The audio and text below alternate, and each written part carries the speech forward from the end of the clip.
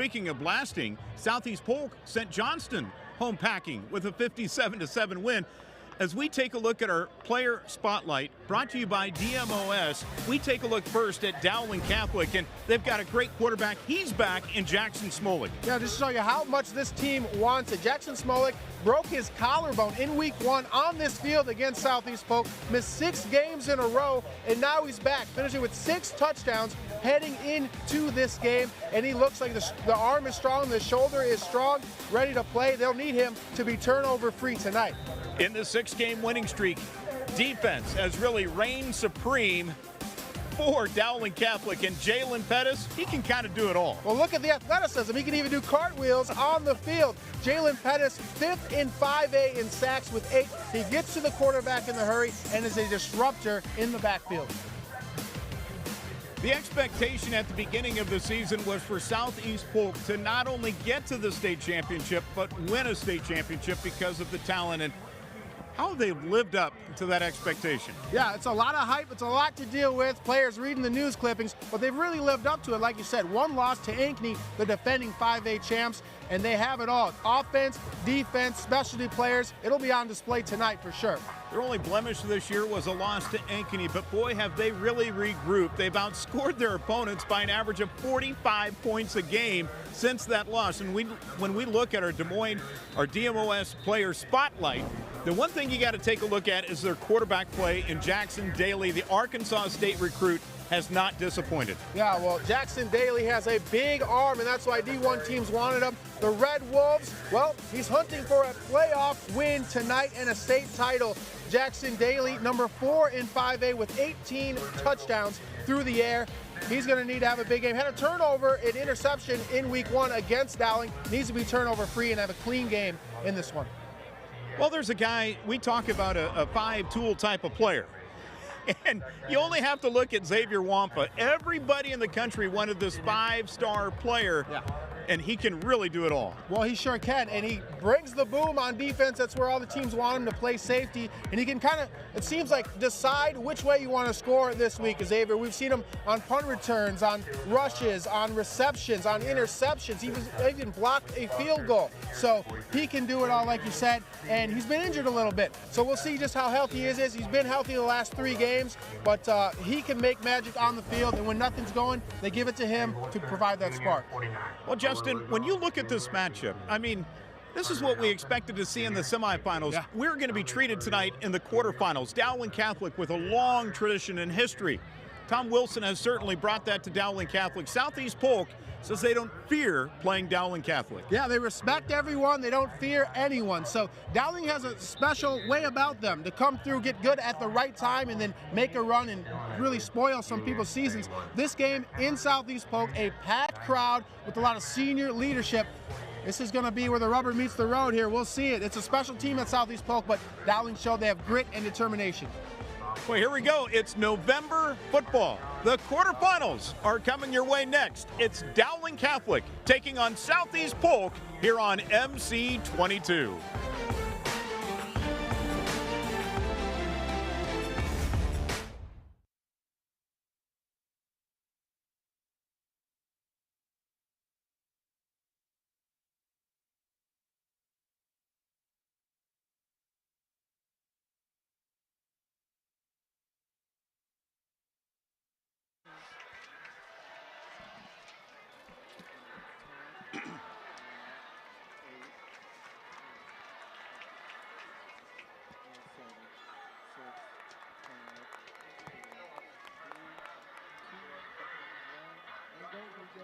It's time for football. Southeast Polk won the toss. They deferred until the second half. Here's Josh Wilson ready to kick it off. He has 17 touchbacks this season. Deep back to receive. Carson Brown and C.J. Phillip. And this one is underway as it's a bounding ball. Going to be picked up by Phillip. He'll take it to the 25 and be down right there. So here comes Dowling Catholic, this Maroon offense rebuilt throughout the year, led by their junior quarterback in Jackson Smolik. Dowling Catholic has seen their offensive numbers pick up. since Smolek got back into the lineup, a quarterback rating of 136 on the year, thrown for nearly 700 yards, 6 touchdowns, 1 interception.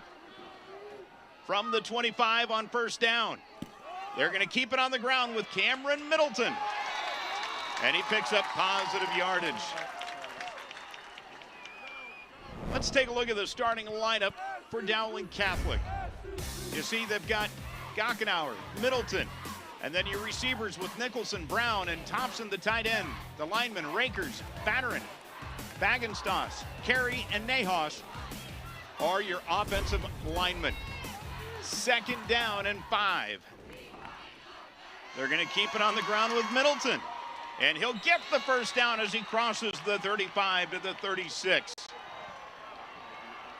Let's take a read. Cheviar, McGrory, Agina, Hackbarth, and Wampa.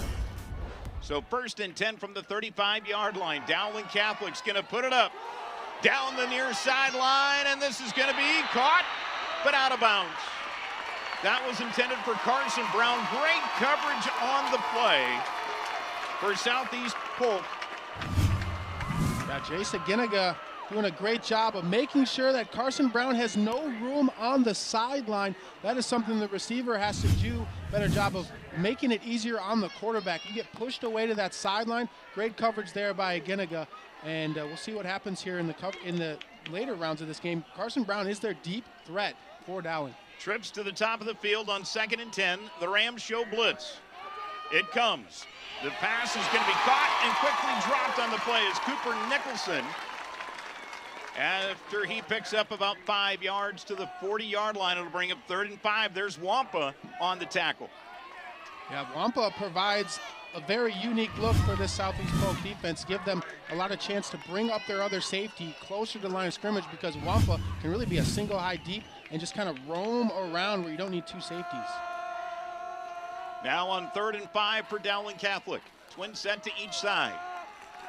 Smolek down the far sideline, and this one's incomplete. Trying to hit Brown, but great coverage on that far sideline by Hackbarth.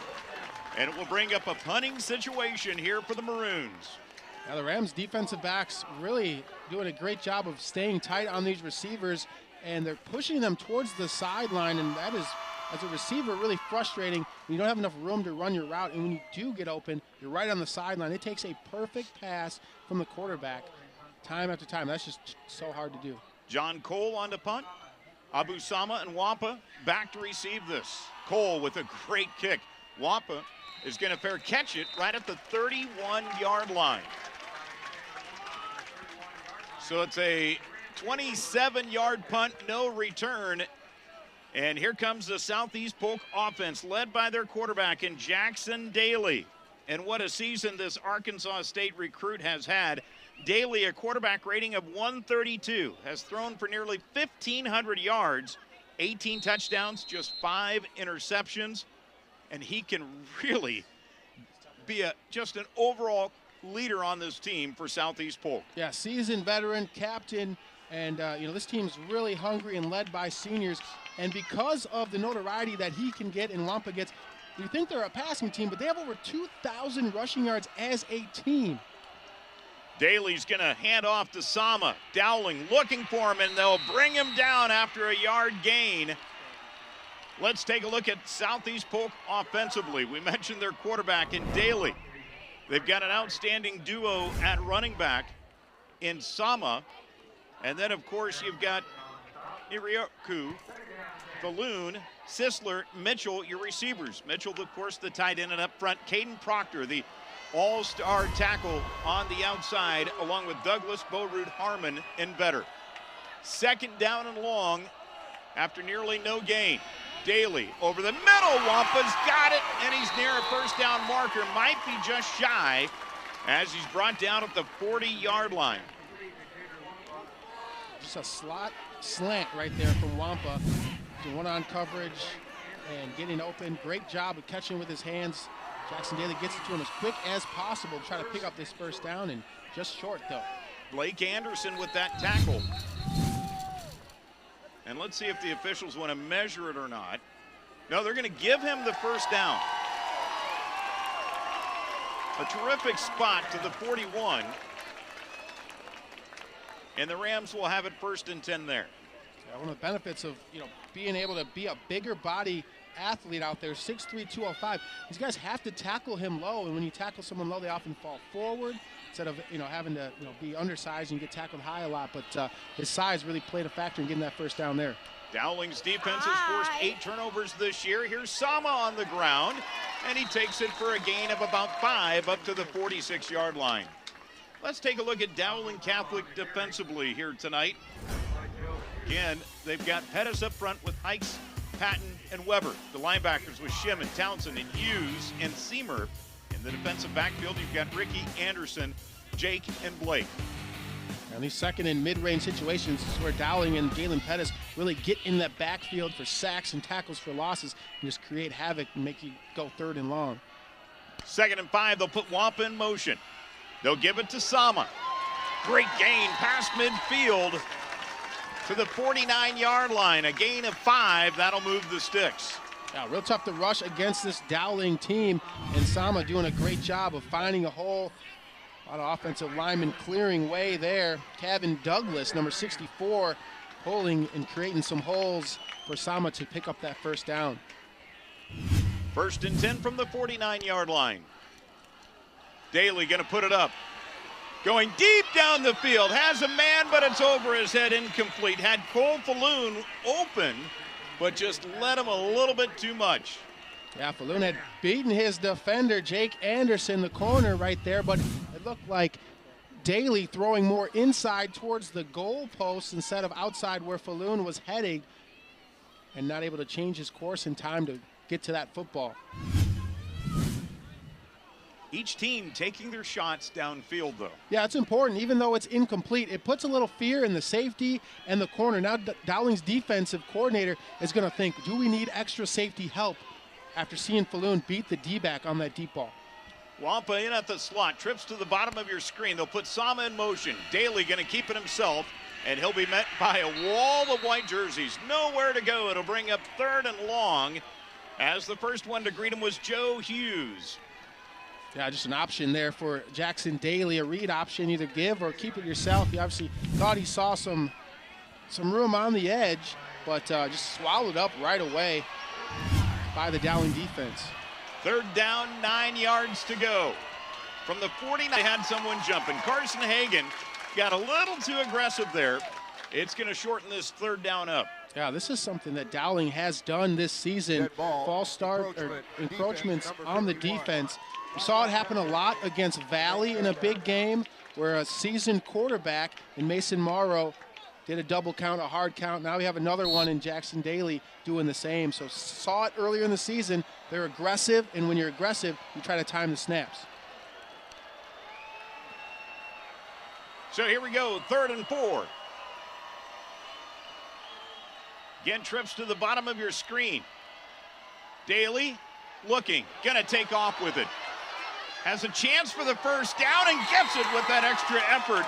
Jake Anderson came up to make the stop, but not before Daly moves the sticks with a 7-yard gain. Yeah, Daly, all 220 pounds of him, picking up the first down here. Lowers the shoulder, thinking, oh, he might run out of bounds, but then he lowers the shoulder, gets some extra yards, showing that toughness. This is a big game, playoff game, win or go home. Can't leave anything else out there on the field, and Daly showing it right there. So it's 1st and 10 at the 37 of the Maroons. This drive started back at their own 31-yard line. They're going to put Falloon in motion. Here's Sama trying to read the defense, and he made the right cut. Picks up positive yardage down to the 31, so a gain of 6. Yeah, Abu Sama started the season off as the starting defensive back, but due to injuries with Titus Christensen, who is an amazing running back, he fills the role at running back, and to show his patience is amazing, like a seasoned running back. Sama in the backfield, the hole is clogged, little double step pat right there, and then hits another hole, and to be able to create space as a running back is hard to do, let alone one that just was put in at the running back position mid-season. 7 touchdowns this year for Sama, over 750 yards. On the ground, will attack the left side, and nothing happening. Dowling Catholic is going to stone him And in fact, lost a yard back to the 32, but they gave him his forward progress to the 31. That's our guy, one of the guys in on the tackle, Jalen Pettis, to make the stop. Yeah, great job of Pettis fighting, to fight through the block. He's blocked initially and keeps that motor running. Sama makes the first guy miss, but because Dowling is rallying to the football, everybody trying to make the tackle, not just relying on one person, they're able to rally and really corral him down for a loss. Here we go on third down. The Rams have had success already on third down on this drive. Play action. Daly, a rocket, and it's over the head of his intended target, incomplete. Trying to go to the outside of Falloon, but great coverage out there by Noah Seamer. Oh yeah, just a little high for Falloon there. Air mailed it, had his man open. You could see just the impressive arm strength. Daly, a left-handed quarterback, rolling to his right and just firing that with the left. Very impressive. Not in range of their kicker and Josh Wilson. So they're going to go for it here on fourth down. They got Dowling to jump already on this drive.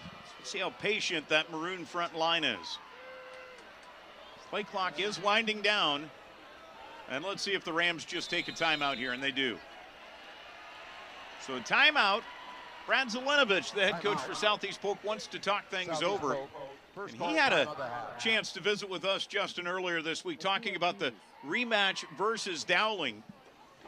And Tom Wilson on the other side, the head coach for Dowling Catholic, he was pretty amped up. And Tom really is nice, slow, and steady, but he gave us some keys to the game as we look at it, as to what the Maroons need to do to win this one. Yeah, it's a monster of a matchup, and Xavier Wampa is a monster of a player, the X factor. They need to, you can't contain him, but you have to just slow him down. He had both of the Southeast Polk touchdowns in week one, which one was a Hail Mary, and he had the interception, and he forced a fumble. You just can't let one player dictate the game like that, and then turnovers.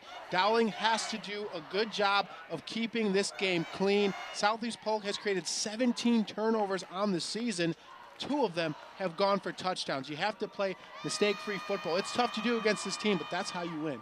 How about the Rams? You just have to focus on the game plan. You have the stars, but you can't force it. Can't be Jackson Daly and trying to force it to Wampa, trying to run the ball too much behind the world left tackle, Kayden Proctor. And on the defensive side, same thing. Wampa can't just try to make every play on the same. It's a team game, and then the best players have to play well. You have the stars. You just have to execute and have the mental capacity to play error-free football.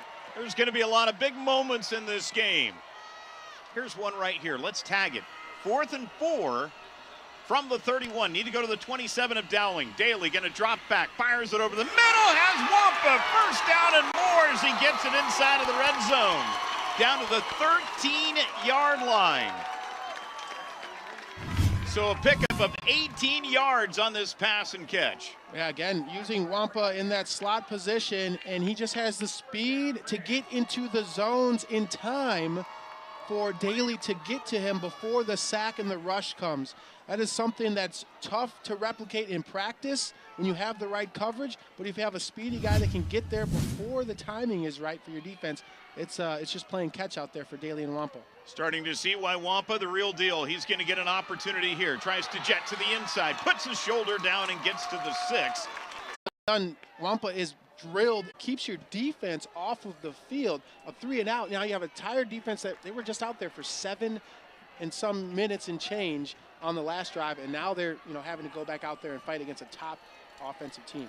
That streak of 8 straight championships busted up last year by Southeast Polk, and the Rams are going to go right back at it. Abu Sama just grinding away, picks up 10 on that play to the 44-yard line. Yeah, and that's what you do. After a defense has been out there for a long time, you run the football. It takes the most energy to try to stop a run. And passing, it's usually a receiver against a D-back. It's one guy.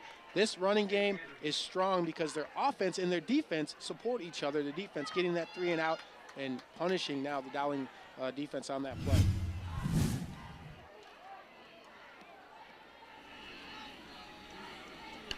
So on 2nd down, they did not give him the first down. Sama gets the carry and is taken down immediately. Joe Hughes on the stop for Dowling Catholic. So it's going to bring up 3rd and short. Hughes with 40 tackles now on the season, and 31 of those have been solo, just like that one. Yeah, they're going to need more of that.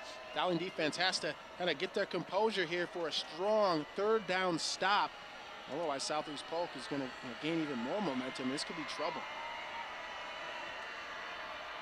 First quarter clock winding down. They get the play underway. They go at the inside, handoff to Titus Christensen, and he stretches it out and will be taken down beyond the marker right at the 45. Needed a yard. He picked up 2. He's been injured for several games in this season. We weren't sure if we were going to see him out there, but he's a guy that's lightning quick.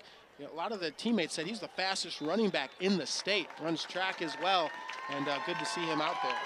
So we've got a quarter in the books. Southeast Polk leads it 7-0 over Dowling Catholic. What a matchup here in the quarterfinals as you're watching the Iowa High School football playoffs here on MC22.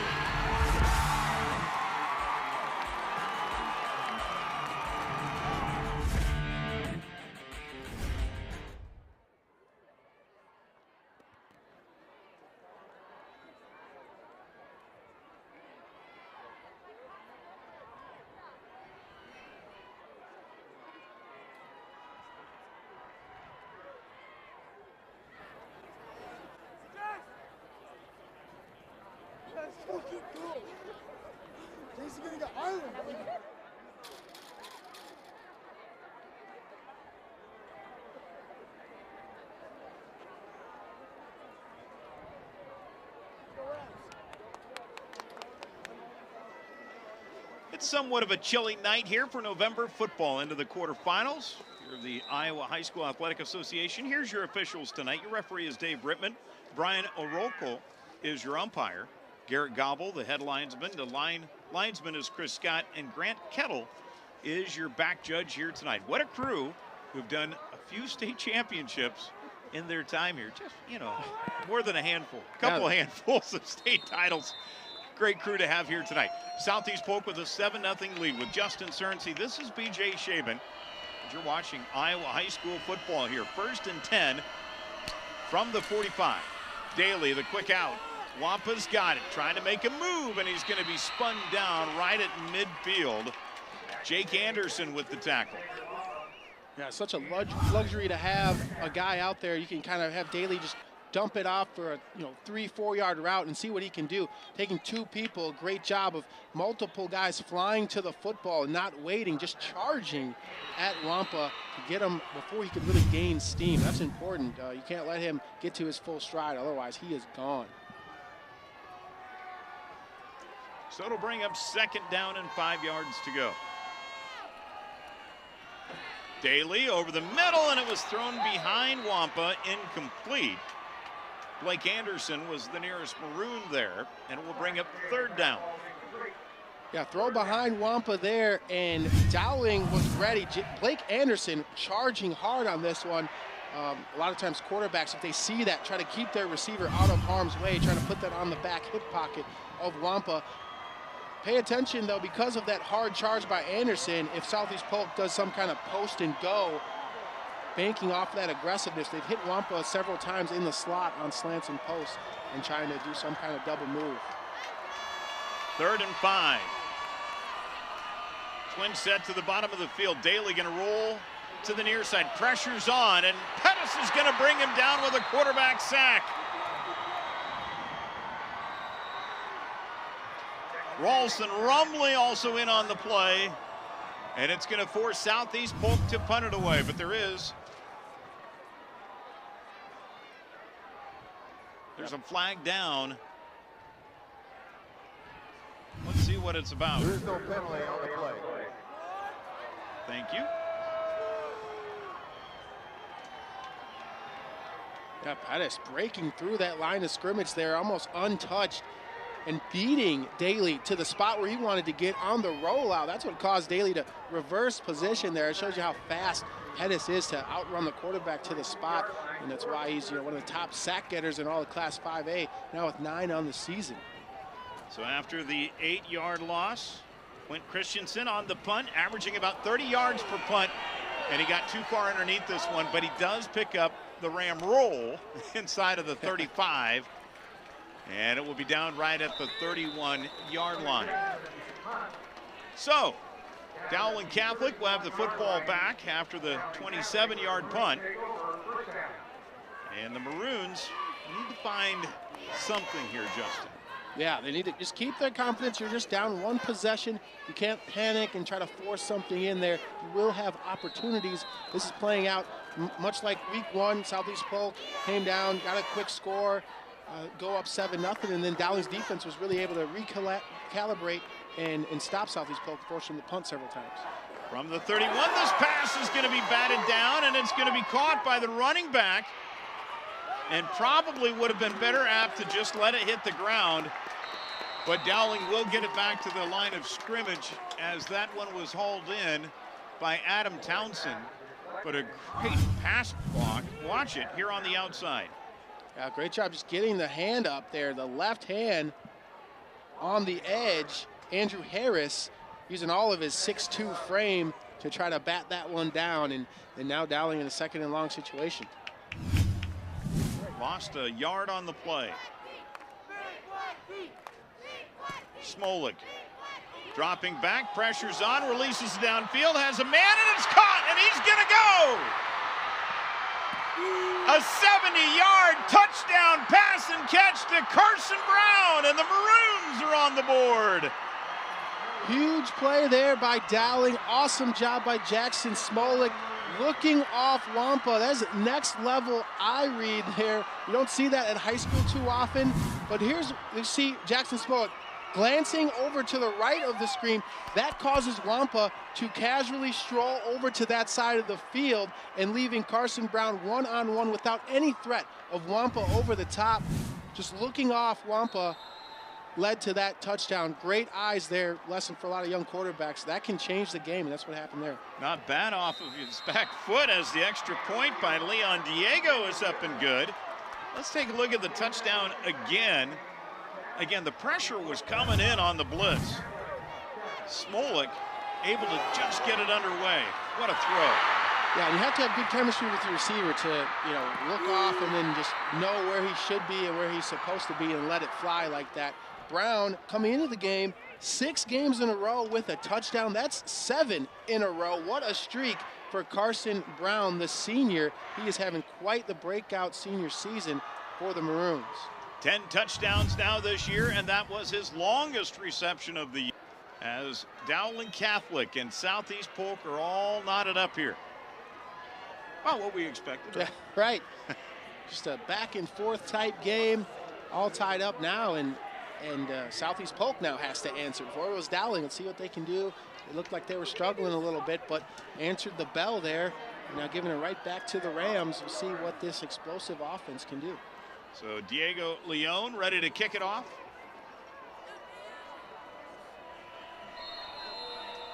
And deep back to receive is Cole Falloon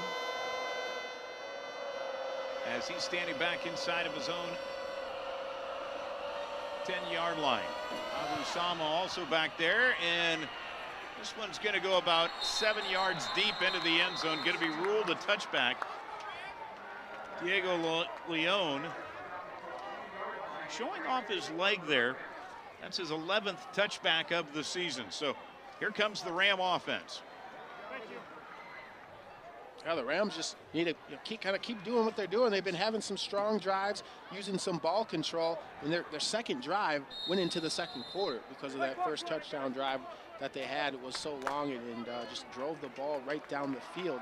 So the running game has been working pretty well for them too, and so they kind of got the best of both worlds. No need to panic, much like Dowling on the last possession. Just go through your game plan and keep to it. 1st and 10 from the 20. Sama goes for a couple as he's brought down on the play by Mata Brua. Now the Rams have had some chances deep. Now Daly hasn't been able to connect. He had that overthrow to Cole Falloon earlier in the first quarter, but Falloon tied for first in all of 5A in receiving touchdowns. So he's a deep threat and can score from just about anywhere on the field. with his 11 touchdowns. Now there is a pretty stiff breeze that Southeast Polk is going into. Daly going to roll out to his left. Throws it downfield. This one's tipped, but it goes incomplete. Dangerous passing play as that was deflected up in the air by Joe Reed. Yeah, looks like he's going to Kyle Sisler, but if he just puts a little more loft on it, a great job on the scramble. Sisler turning his route into a deep route. He's wide open. Daly with that strong arm tried to fire it in there. Sometimes it just takes a little more touch, a little more loft, and Sisler might still be running. The Rams with excellent speed. You mentioned earlier about the success that they've had in track and field. Now a 3rd and 8. Daly throwing, and it's incomplete. Looking for Sisler again, as the great coverage there by Jake Anderson, who was going with him step for step. So it's a 3 and out for Southeast Polk. And that Maroon defense is starting to get lathered up. Yeah, they're really getting going now, causing Daly, not too much, but just enough to get him to move out of the pocket a little bit. Don't make it so comfortable that he feels like this is practice and pitch and catch. Have him, make a couple steps to his left, a couple steps to his right. Just create that uncomfortability. Here's Christensen's punt, a little bit better this time, and it's going to be fair caught right at about the 44-yard line by Cooper Nicholson. 44-yard line. Dowling Catholic takes over, first down. So a punt of 38 yards, no return, and here comes the Maroon offense again. And this is a Dowling Catholic offensive line that has been rebuilt from the beginning of the year to where they're at. A lot of underclassmen in there. But man, have they really improved from week 1 to where they're at right now. Yeah, wise beyond their years for sure. A lot of game experience can do that. Now we're, in the quarterfinals, and they're ready to play. The give is to Middleton. And he'll take it near midfield. So a gain of 6 on first down. Oh, they mark him just shy of the 50. So it'll bring up 2nd down. Yeah, nice run there. Dowling likes to rotate their running backs.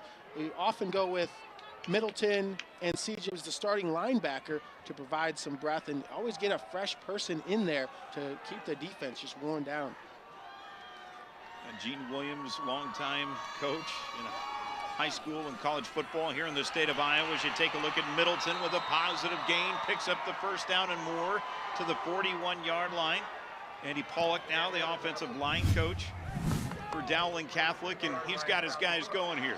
Yeah, strong run here and great ball security. See Wampa trying to rip that out at the end as he's falling down. Great job of always knowing that someone's lurking and trying to punch that football out. Held on to it. Great job there by Cameron Middleton. 1st and 10 from the 42-yard line. Twin set to the top of your field. Maroons with 2 tight ends. They'll throw out of it to no one in particular. There was a mix-up on the route there. Jalen Thompson turned to the inside, and Smolik went out. Yeah, Thompson, just a junior. They really like him as a tight end. Really nice size, 6'4", 225. He doesn't have the monster stats or anything like that, but a lot of college teams. He's been on visits to Iowa and Iowa State. They really like this young tight end. Look for him in the future, especially his senior year. 2nd and 10 from the 42.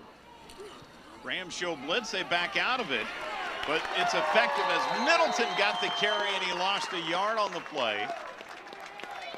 Back to the 43-yard line, and that Ram defense, well, they're coming. Yeah, great job. Andrew Reed and Draven Woods coming in, getting those tackles in the backfield. And that's so important now, 3rd and long. And you have to be one-dimensional if you're Dowling. You have to throw the football. Up on the blitz from the outside, and going deep down the field for the 43-yard strike was Smolik to Cooper Nicholson. Cooper Nicholson, the other go-to receiver that Dowling has, can get deep as well. One-on-one coverage there, and just not enough. Southeast Polk, Quincy Foster there in coverage, can't keep up with Nicholson. Wampa just a tad bit slow on the blitz, just a couple steps, but it was enough to give Smolik the time. Nicholson with 8 touchdown receptions. Dowling Catholic is airing it out. Couple of touchdowns this quarter, one of 43 yards, the other for 70, this one of 43. And things are cooking for Dowling Catholic as they lead it by a touchdown here with 7:28 to play in the first half.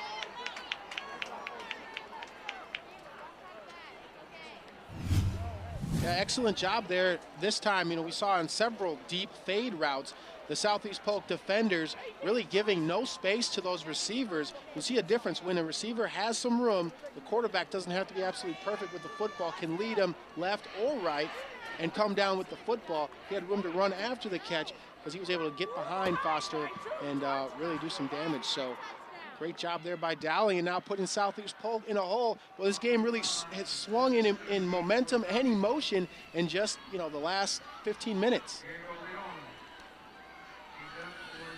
So Dowling Catholic ready to kick off again with Diego Leon. Deep back to receive is Cole Falloon. And also Abu Sama. As you see him standing inside of the 5-yard line, awaiting this kickoff. The Ram offense really wanting to have the football back after a couple of 3-and-outs. And this is going to be ruled a touchback as Sama caught it about 4 yards deep in the end zone. And another touchback. Ram offense needs to find that charge again. They had great balance on their opening drive, which they took it down the field to score. But Justin, they've kind of gotten away from some things. Yeah, they've had some off timing on the pass plays where, you know, Daly has his receiver, but it's just too far outstretched, too far. He's leading him too far, or, you know, throwing over the head. So that timing needs to come down. Maybe Daly's a little amped. Sometimes when quarterbacks get the juices flowing and they're, you know, ready to perform at a high level, you can be a little over excited, and that can lead to overthrows, which we're seeing from Daly right now. Nothing short, nothing, you know, bad reads. It's just it's coming in hot. Trips to the top of your screen. Daly going to look the opposite way. Over the middle, has a man, and Sama's got it. First down and more as he crosses the 35 to the 36, a gain of 16. Yeah, wonderful job, Coach Delinovich, putting his playmakers in multiple areas on the field. This time, Sama in a slot receiver position coming out. Tough to guard that shiftiness right there. He fakes right, then goes left. Some offenses call that the jerk route, double moves, because you're a jerk to the defense and you beat them. Here's Wampa. Xavier will put his head down and go to the 40-yard line, a gain of 4. Xavier Wampa on the carry. Brought down by Reed. Yeah, great job of just being patient, Wampa, not trying to. Sometimes you can hit the hole too fast and there's no hole. Waiting for it allows your linemen that are pulling to find the linebackers and push them away. And you can see that enabled them to pick up 4 yards instead of just 1 or 2. Now it's second and very manageable, and that's what you want if you're Southeast Polk. Make it easier on yourself as much as possible. Second down, Sama. They went with Daly play action pass, and that one nearly intercepted on the play. Great coverage by Kellen Shimon. There's a penalty flag down. It was intended for Wampa. The play never really set up right to begin with, so let's see what this is about. Yeah, Southeast Polk going again to that inside slant, skinny post, and the safeties now for Dowling seem to have that one down, especially when it's going to Wampa. An eligible man downfield on the offense, number 58. That penalty is declined. Third down. Okay, another third down here for the Rams.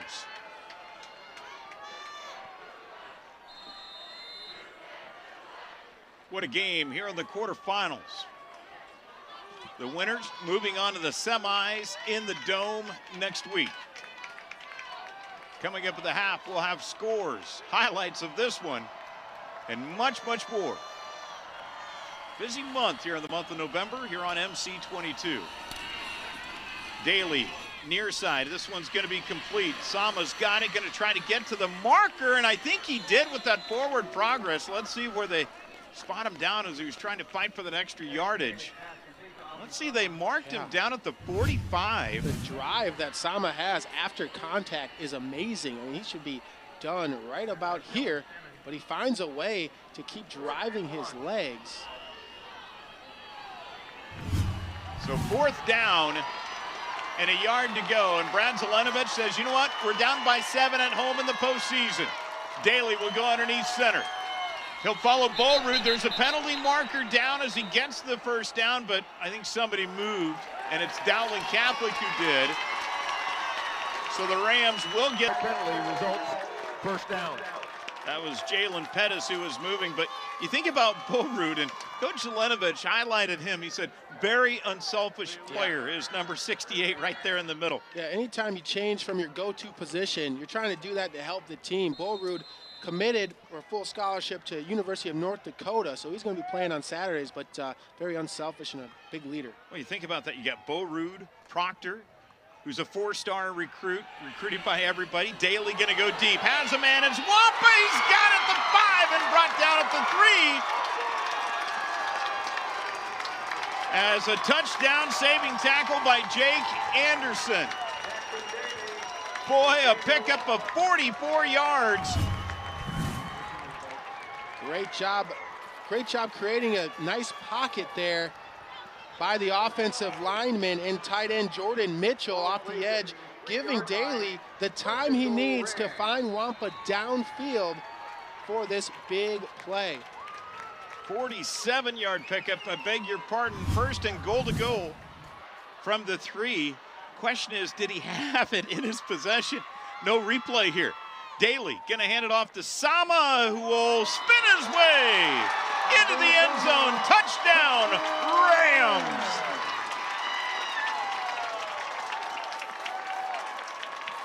Just following those big offensive linemen that Southeast Polk has, and I mean, really no shocker that you go on the left side of the line where Kayden Proctor is as well, and teaming up with his guard there, Gavin Douglas, but creating the holes, and Sama, great job of finding them.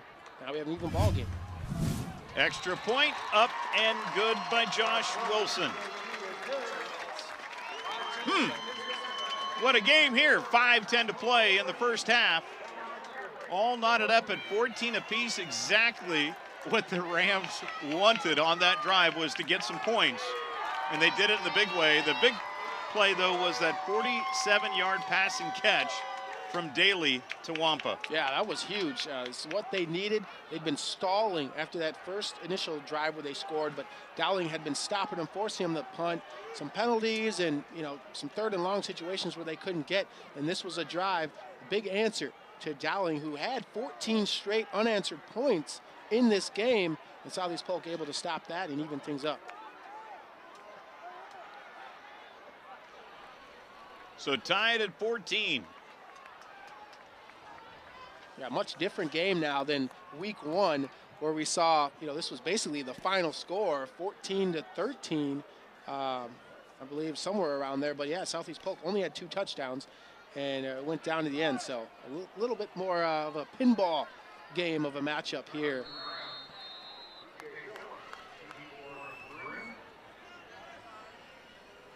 So ready to get this one teed up and ready to go is Josh Wilson. Deep back to receive is Carson Brown and C.J. Phillip.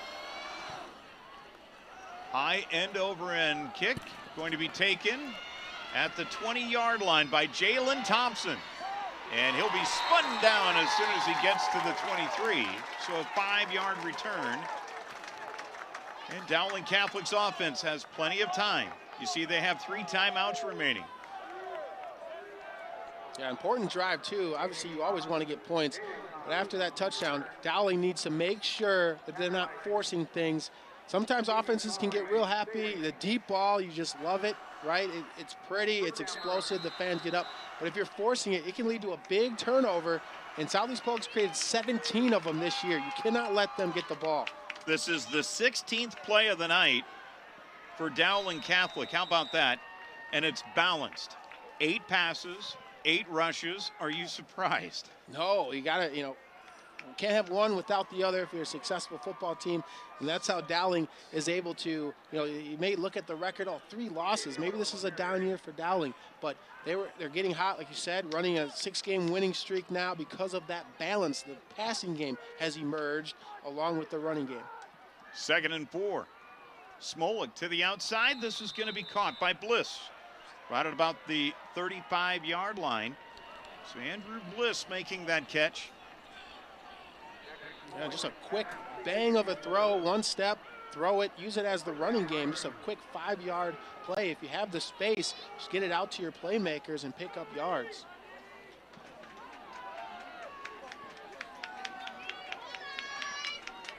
Cataldo going to keep it himself. Tries to jet to the outside, and he'll jump forward up to the 37-yard line.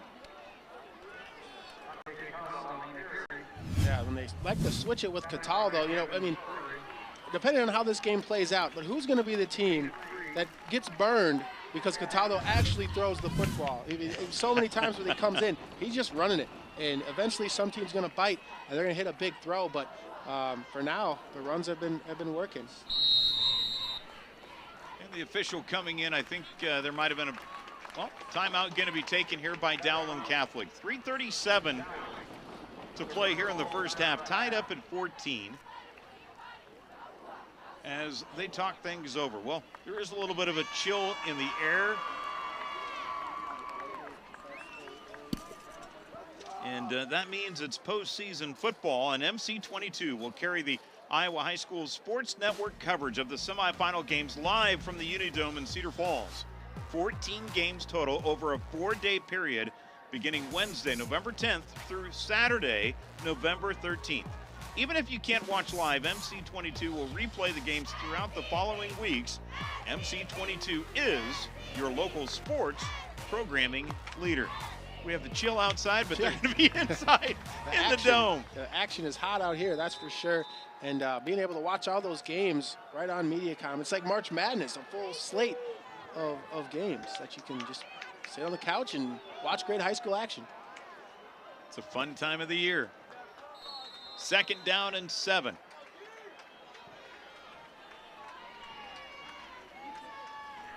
Smolik, play action.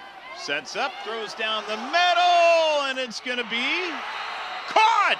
Whoa, what a catch by Carson Brown as he caught it at the 27-yard line. He had to come back to catch that football. Again, Smolik threw it off of his back foot. Yeah, lofting it up, and they're able to fake Wampa into thinking. So great play action fake there by Dowling to get the safety to bite. 33-yard pickup, 1st and 10, and this time they go right back to his guy Carson Brown inside of the 10 and down to the 5. Great chemistry, Smolik to Carson Brown, going right back to your receiver there on that play. Just a quick slant route and able to make some guys miss. 19-yard pickup on that play. Make it 20 as they gave him to the 7. And Dowling knocking at the door here inside the 10-yard line. Cataldo back in. Going to give it to Phillips. And CJ will spin his way inside of the 5 down to the 4 before he's taken down by Draven Woods.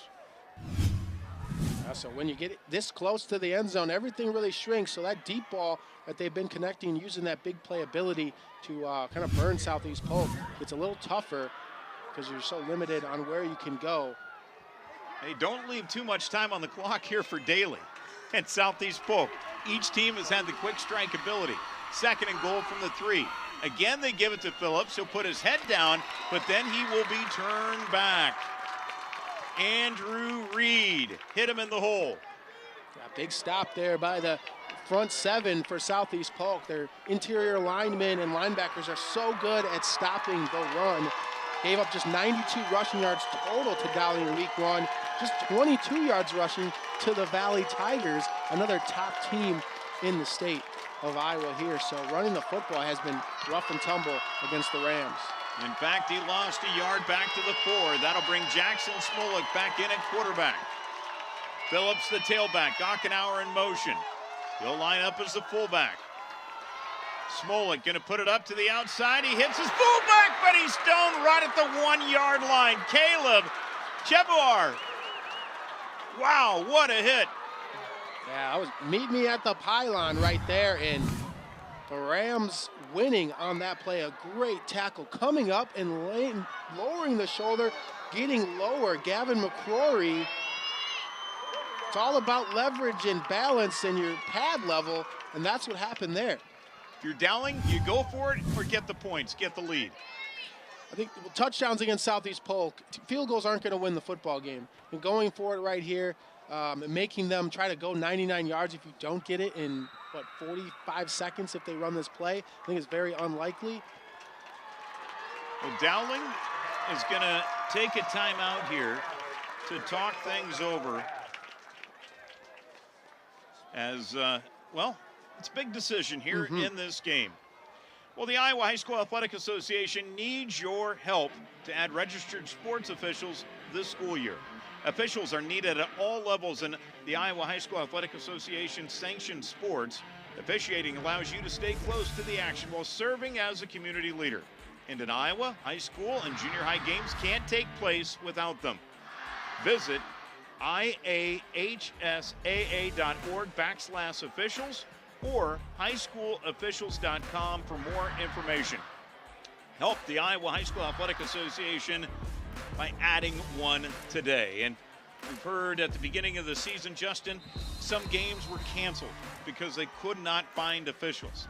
Let's not have that happen here in the state of Iowa. Yeah, it's so important to, and you get a front row seat to some of the best games in the state. These officials that we have in Iowa are terrific, fantastic, but we need more.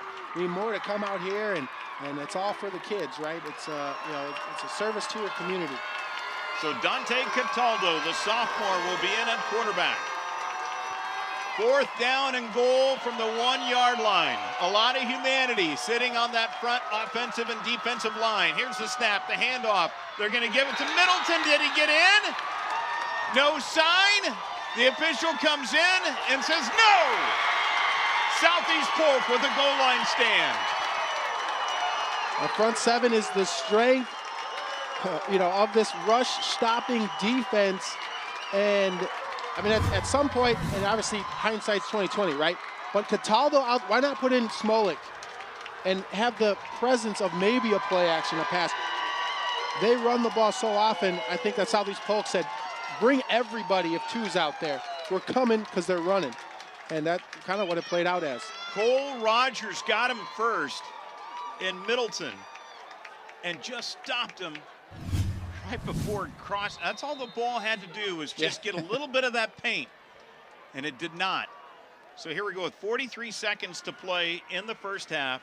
Jackson Daly will bring his offense back out onto the field. First and 99 with 43 seconds. Keep in mind the Rams won the coin toss. They deferred until the second half. And don't forget, Jalen Pettis, his athleticism to get behind the line of scrimmage, a tackle for a loss could lead to a safety. Daly trying to draw Dowling offsides. And now I believe the Rams are going to take a timeout here.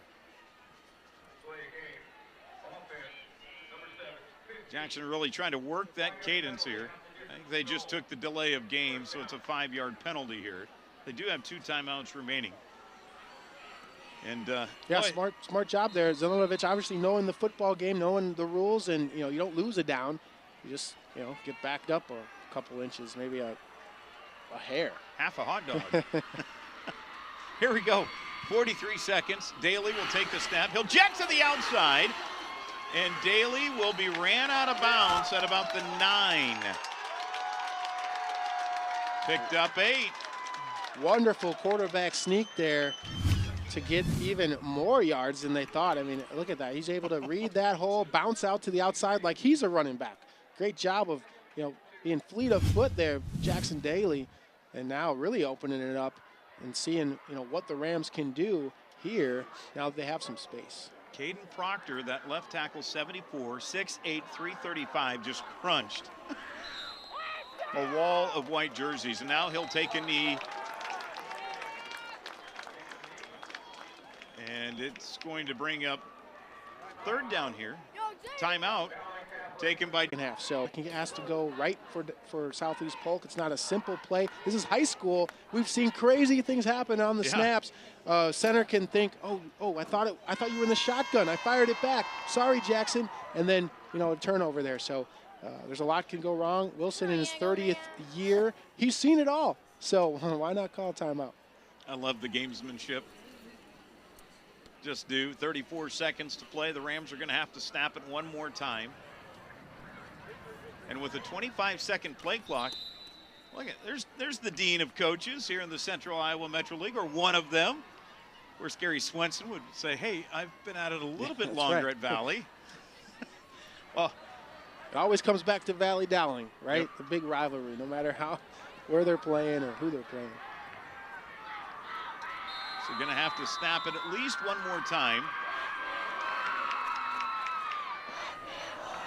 And Jackson will take the snap, and it will be downed. Let's see where they spot it and wind the clock here. Yep, right at the 25-second mark, as that should be the final play of the quarter, as it will completely wind down. Dowling Catholic, of course, out of timeouts here in the first half. But what a half it's been. Southeast Polk getting their ground game going and then lighting it up throughout the air. Wampa has lived up to the expectation. And for Dowling Catholic, it's been an air raid all the way throughout. A touchdown pass of 70 yards, another one for 43, and we've got ourselves a tie game here in the quarterfinals of the Iowa High School Athletic Association playoffs here on MC22.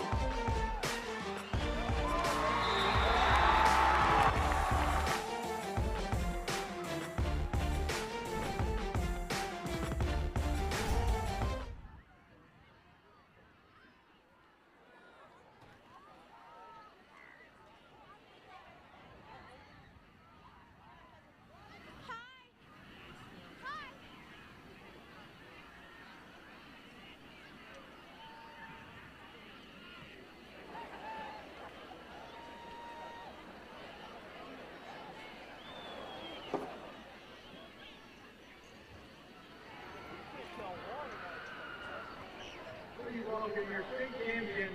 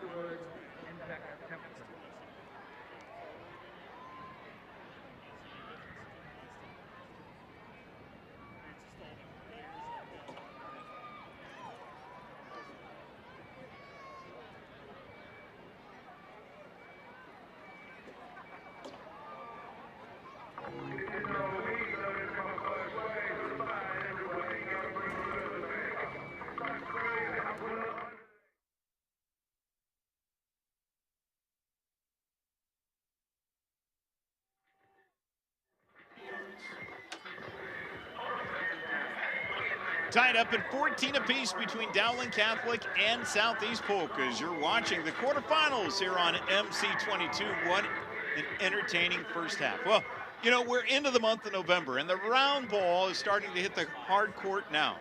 Last month, Drake hosted media days for the men's and women's basketball programs. Here's a portion of those press conferences from men's head coach Darren DeBreeze, followed by women's head coach Allison Pullman. It's good to be back in person, and it's an exciting time of year for us, coming off an NCAA tournament berth last year and having a majority of our team back. It's been an exciting offseason. We have a lot of momentum right now around the community within our program, and certainly excited to get back out there again. It's been a good offseason. The guys have done a nice job. I think really putting in kind of the time and focus and staying hungry the way we wanted them to following a year like we had last year. So excited to see how this year plays out. We've got an exciting schedule For non-conference, we think we've really challenged ourselves, to get out there and give ourselves some opportunities to win some games, some meaningful games. And then I think the conference this year will be as good as it's been in a long, long time. I think from top to bottom, the Valley's, could be one of those years where it's just really special. I think you have a handful of teams that really have some postseason aspirations, and then a lot of teams with the transfer portal and things that I think are going to be, you're always going to have those one or two teams each year that just sneak up on some people. So should be an exciting basketball season. Get to do it with fans this year, so we're looking forward to that as well. Penn with a turnaround, a 360 turn and a basket. Hemphill works his way into the lane, gets out of the lane, and hits the shot. Late in the year there, we hit the injury bug again with Roman Penn and Tank missing that kind of final stretch. So having those two guys back and healthy again, certainly helps with their experience that they have and provide, and the depth on top of that. Late in the year last year, we got really limited in the amount of guys we were playing, so guys were having to play heavy minutes to finish it. So I think one of the qualities this team will have, if we can stay injury-free is our depth this year. I really like our balance from top to bottom. I think the biggest thing when you have a lot of returners and older guys is just complacency. It's just, staying hungry, staying connected. You have, a lot of guys that are in roles, so how do you continue to challenge yourself to be better within that role? And you have other guys that are trying to increase their roles. So I think the biggest thing for us is just to continue to make sure that we recognize what made us successful last year and continue to play to that. And that formula hasn't changed, from last year to this year on what we need to do to be successful again. Takeaway by Berg, and she is able to finish. Clearly, one of the biggest things about Drake women's basketball is the unprecedented tradition that we have here. And I would love to and will continue to talk about that because it is a standard. It's an expectation for us to continue to have success. And the big reason for that are the 14 women that are in our program. So I'm going to quickly cut to the chase. We have 8 returners, and wow. I mean, one lucky coach, especially when you have 2 fifth-year seniors who have decided to stay. I say one thing in practice, and Maddie Peterson and Hannah Fuller are the ones that are setting it up. So pretty lucky in that regard to be able to have that much experience returning. I pulled on my own SID hat today, just thinking about Maddie Peterson's career. There's been 2 games that young lady has not started while being on this campus. So pretty lucky situation to be able to have.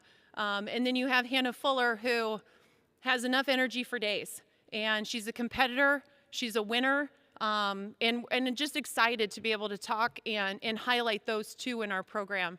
You have Grace Berg, who has just been named numerous accolades on the preseason Player of the Year Watch Award. Becky Hammond. I mean, she's clearly one of the top players in our conference. I'm so excited to continue to watch her career unfold. We have Maggie Bear, who is the 6th Player of the Year. Courtney Becker is on the all-freshman team. Unfortunately, this summer, one of our returners sustained an injury, and you saw her at the end of last year really step into who she was. And sad to say, Taylor McCauley will not be playing this year. Sarah Beth Geldner, who, you know what? If Larry's going to talk to me about extending that 3-point line, it doesn't matter. So it's just a great thing to have players of her caliber also who are great shooters. Allie Woolridge, who, I think the best thing about Allie in the last 2 days of practice have really showcased, she just does what you need her to do when we need her to do it. She's that utility type of player. If we need her to extend, she extends. If she's got to find somebody on a cut, she finds somebody on a cut. So it's just, again, another phenomenal player that we have. So our 5 freshmen, as you know, very familiar young ladies, 3 of them from the state of Iowa. We have Maggie Phipps from over in Centennial. We have Katie Dennebeer, who played at Waukee. And we have Ashley Iams, who played at Ames. We put together a very, very challenging schedule. The nice thing is you'll get to see us in the Knapp Center numerous times, but we're ready. we're ready for this challenge. I don't necessarily want to say that we scheduled the way to have our non-conference prepare us for our conference season. We're just ready to play. Our team is ready to play.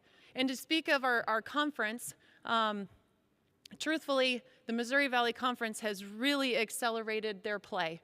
Last year, our net RPI ranking was number 7. The year before it was number 8. We're top 10. So our teams in the Missouri Valley are doing their job of scheduling the way that they're scheduling, of recruiting the way that they need to be recruiting, and we're really upping the ante. So if you want a little bit of snippet of information, the last time that they were top 10, guess who was wearing a uniform? I was. It's kind of embarrassing, but it's very, very true. So just exciting times. So happy to be at Drake, so happy to be able to, work with our staff on a daily basis. And again, back to the best part of our program, our women are going to continue to make you proud. The Drake women open up the non-conference portion of the season on MC22 when the Bulldogs host former MVC foe Creighton at the Knapp Center Wednesday night. Drake is picked second in the conference preseason poll behind Missouri State. The Drake men open up the regular season play against Co-College next Tuesday. Then again on Sunday, November 14th, the Bulldogs host South Dakota in a game televised on MC22.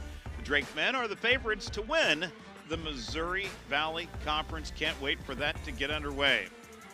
Wow, we're tied at 14 here in this quarterfinal of the Iowa High School football playoffs. When we come back, we'll take a look at the first half highlights. There were a lot, statistics, and much, much more as you're watching the playoffs on MC22.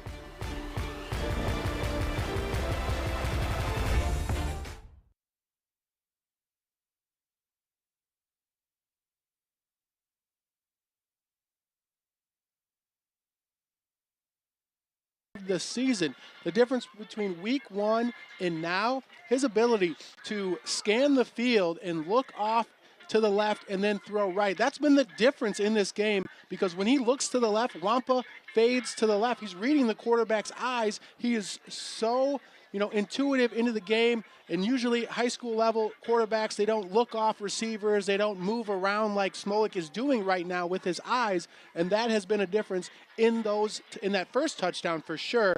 A great job by Smolik to kind of manipulate the defense just by the way he looks. And that's important, and you usually don't see that until the college level where the game slows down. But Smolik showing why before this season, before he broke his collarbone his junior year, why a lot of Division I schools had them high on their radar. And looks like it was for good reason. Well, let's take a look at those first half highlights. And I bet you Mr. Jackson Smolik is going to be in it. Brought to you by DMOS Orthopedics. And Abu Sama on that opening drive really got things going with hard charge, and then, of course, took the flip into the end zone. Yeah, Southeast Polk over 2,000 yards rushing. They're a very strong rushing team. They're showing it with 51 at the half. But Dowling coming right back, answering the call, deep ball to Carson Brown right there, one-on-one coverage because of the deception from Smolik to look to the left, which drew Wampa that way. And then here, another one, Cooper Nicholson, getting those one-on-one matchups for Dowling where you don't have to worry about Wampa. That's how they've been capitalizing, but a great job by the Rams coming back and using Xavier Wampa daily to Wampa deep down the field with a break-in coverage. And then Sama again getting his second touchdown, an extremely hard runner and a great offensive line to tie this game up. And it's all because of that big hit right there. Gavin McCrory right at the pylon, setting up this 4th down stop by the Rams right before the end of the second quarter.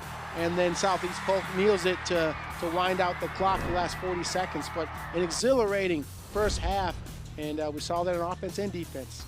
Well, you see the first half statistics here. The first downs, about even. Rushing, relatively even, but the passing yardage, those two big passing plays of 70 and 43 for 6 total yards. And then, of course, the penalties, not many. What you would expect at this time of the year. Yeah, late in the season, veteran coaches, veteran teams, and they're doing a good job of not beating themselves. Now, it's going to come down to, we don't have any turnovers yet, who's going to be the first to kind of, whether it's a tip ball or a bad read or putting the ball on the ground through a strip and a fumble. But that's going to loom large here. And also, if you're Dowling, you feel good that you had those explosive plays, and maybe you can take advantage of that. If you're Southeast Polk, you think, okay, 2 big plays, gain them all that yardage, and if we can figure out a way to, maybe instead of having 4 linebackers, which Southeast Polk likes to do because they like having Xavier Wampa back there roaming the field, he's got defense could be in trouble because they haven't run the ball very well this first half at all. Well, it's going to be fun. You can see the Rams hitting the field. Maroons are here. We're going to be here when we return the second half here on MC22.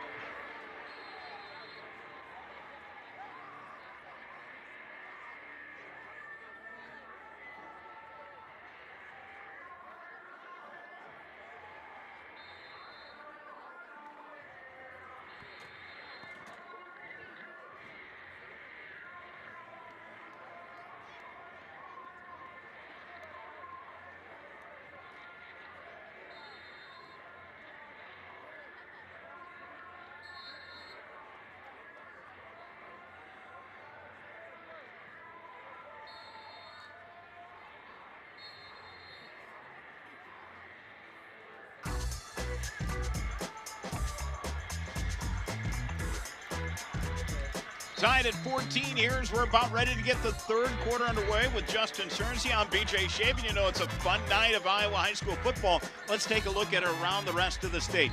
Hey, things are happening at City High with their new head coach. 20-7, they lead it over Cedar Rapids Kennedy at the half. You've also got Pleasant Valley on top of Valley, 12-7. Ankeny, a halftime lead over Cedar Rapids Prairie. In Class 4A, Decorah finds themselves down to Winterset 10-0.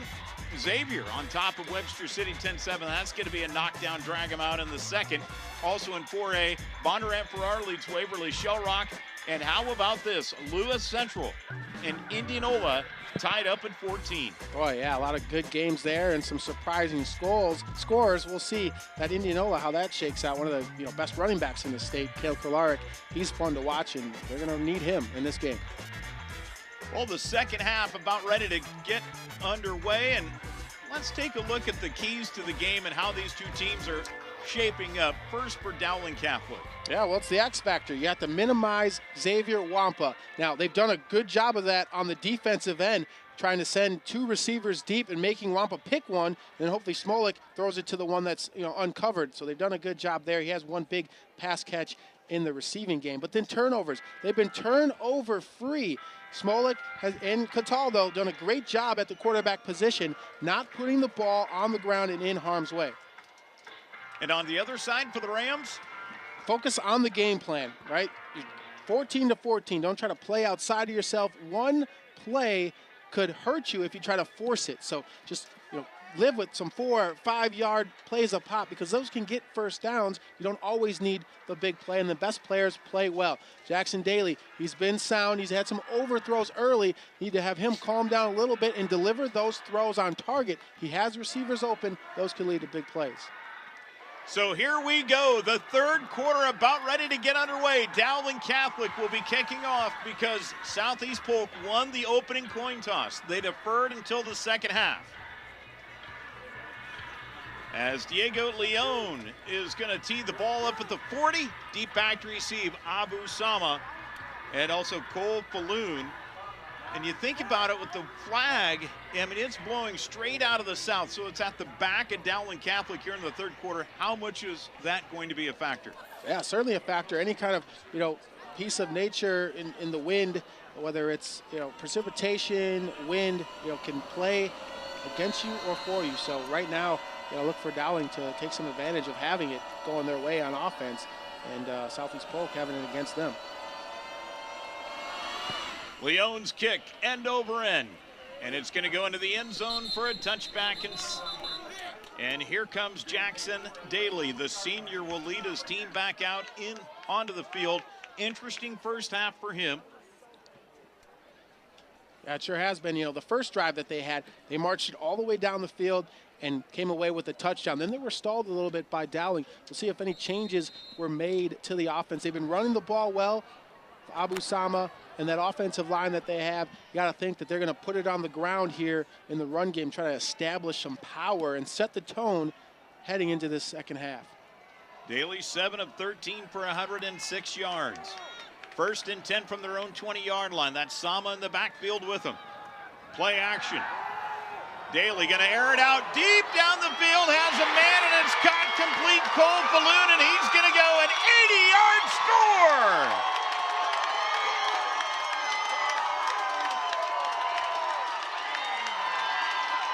Wonderful play drawn up by the Rams and Brad Zelinovich to have Wampa and Falloon on the same side of the field.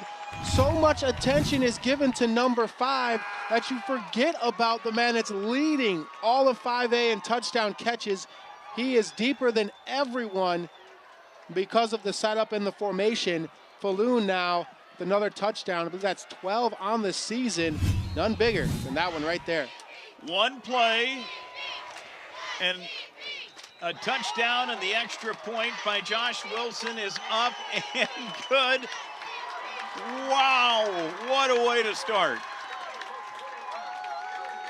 Great job getting your opportunity right off the bat. Probably talked about this at halftime. Daly not getting too amped up. Falloon running the perfect route to perfection. The line blocking and holding space for Daly to deliver that big, big play. And that, I mean, a touchdown can spur momentum and be, you know, devastating to a defense. But the first play of the second half, a deep pass like that, just like kind of strikes your soul a little bit, and it can be tough. You can see guys looking at other players like, are you supposed to be there? So you get some arguing there, and a little bit of, you know, some camaraderie lessening a little bit for the Dowling defense. Guys wondering, hey, who messed up, But just got to, you know, if you're Dowling, next play, right? Clean slate. Pretend that you went down at halftime 21-7 now because you're getting the ball on the kickoff and just go from there.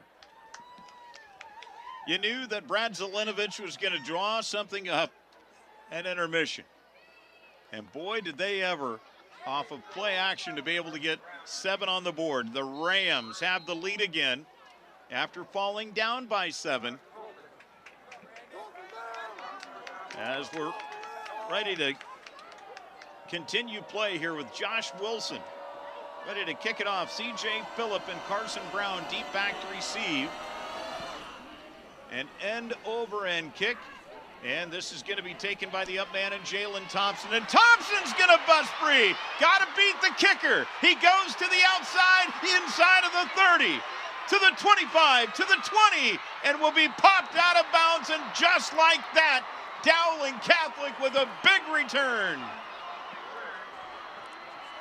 Wonderful play by Thompson, doing the best he can with the ball. Obviously, he's not back there to return kicks, but his athleticism shines through when he gets the ball in his hands. The stats aren't there, so you know sometimes teams will say, okay, we're going to pooch kick it to one of their guys that's not a returner. Oh, he's a tight end. He's got like 11 catches on the season. But this is why a lot of those big schools are eyeing him as a talent, because they see beyond just the stat line. They see him in camps and his size and his speed, which you saw right there as a tight end. To be as big as he is, 6'4", 225 run like that. First and goal from the 9. Smolik is going to give it off to Middleton. And he'll get near the 6, so he gains 3 on first down. And keep in mind, Dowling Catholic was held out of the end zone on a great goal line stand by the Rams right at the end of the first half. Yeah, it turned out to be a blessing in disguise that the Rams, you know, gave up that big play and then stopped them, you know, inside the 10, because their defense is set up to stop short runs, and Dowling played right into that stuff at the goal line on 2 possessions, 3rd and 4th down. Kayden Proctor, 6'8", 335 pounds, lined up as the nose guard. just a junior. They give it to Middleton, and Middleton will run off the right side. And he bumbled the football. And Draven Woods has it, and he'll take it to the 15-yard line. Middleton tried to make the extra move. It was popped out, and there's our first turnover of the game. Southeast Polk has been trying to rip out the football after first contact. We saw Wampa try it, was unsuccessful. Draven Woods goes for the tackle. At the same time, he's ripping it out. He should have been down back at the 3-yard line where he got it. His knees were down. Somehow play was allowed to continue on. Unbelievable play. Great athleticism by the young sophomore. Really came on strong out of nowhere in the first game of the season. And so Southeast Polk being helped out by Draven Woods. You mentioned him in talking to Coach. What a talent and what a find. Yeah, he's unbelievable. 1st and 10 from the 16, and Falloon this time will take it to the 19-yard line, so a gain of 3. And so after that great kickoff return, the Ram defense steps up again inside of the red zone. Yeah, just huge. You know, to respond like that, you know, you have a veteran defensive squad that's not rattled by a play like that and then can come away with something like that, a strip and a fumble like that. That's a huge play for Southeast Polk. 2nd and 7 from the 19. They'll put Wampa in motion. Now they hand it off, and look out, the speedsters. Titus Christensen is running free into the secondary, and he could go. Christensen inside of the 30 and taken down near the 18-yard line. So a gain of 62 yards.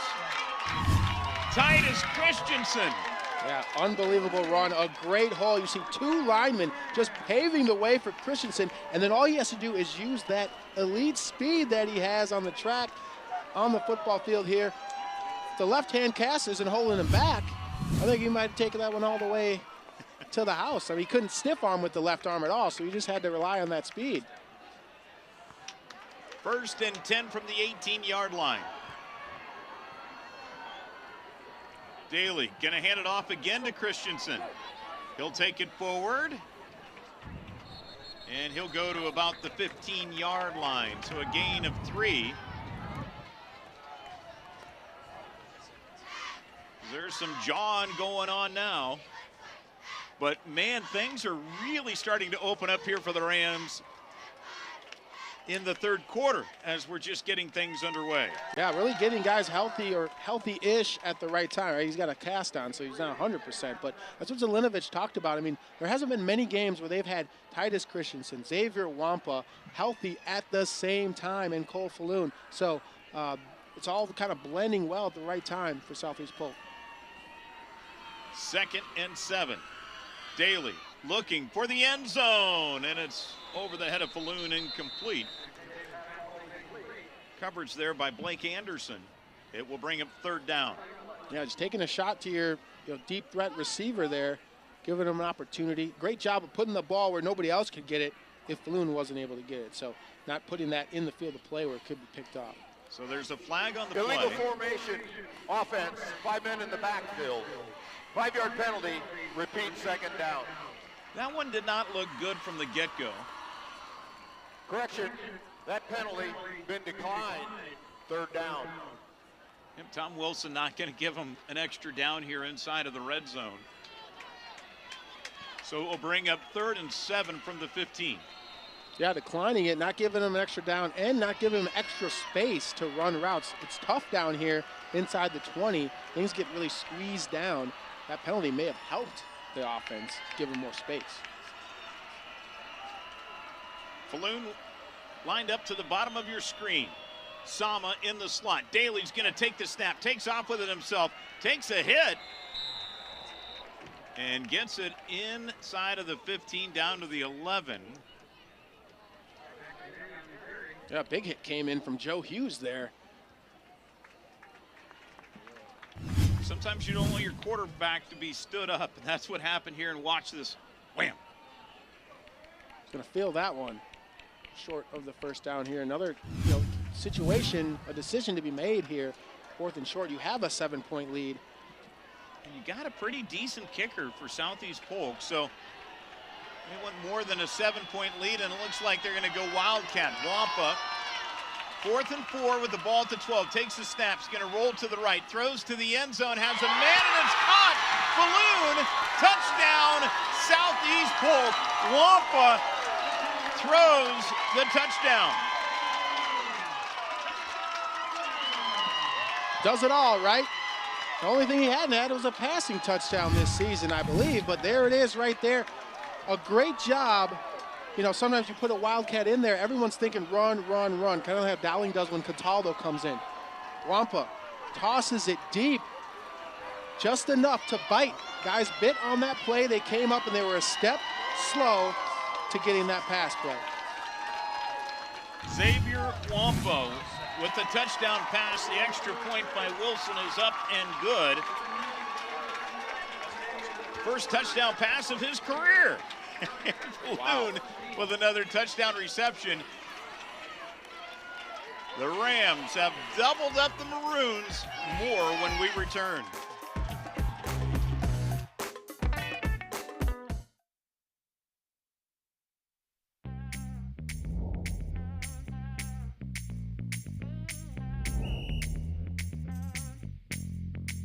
.62, Coach, 62.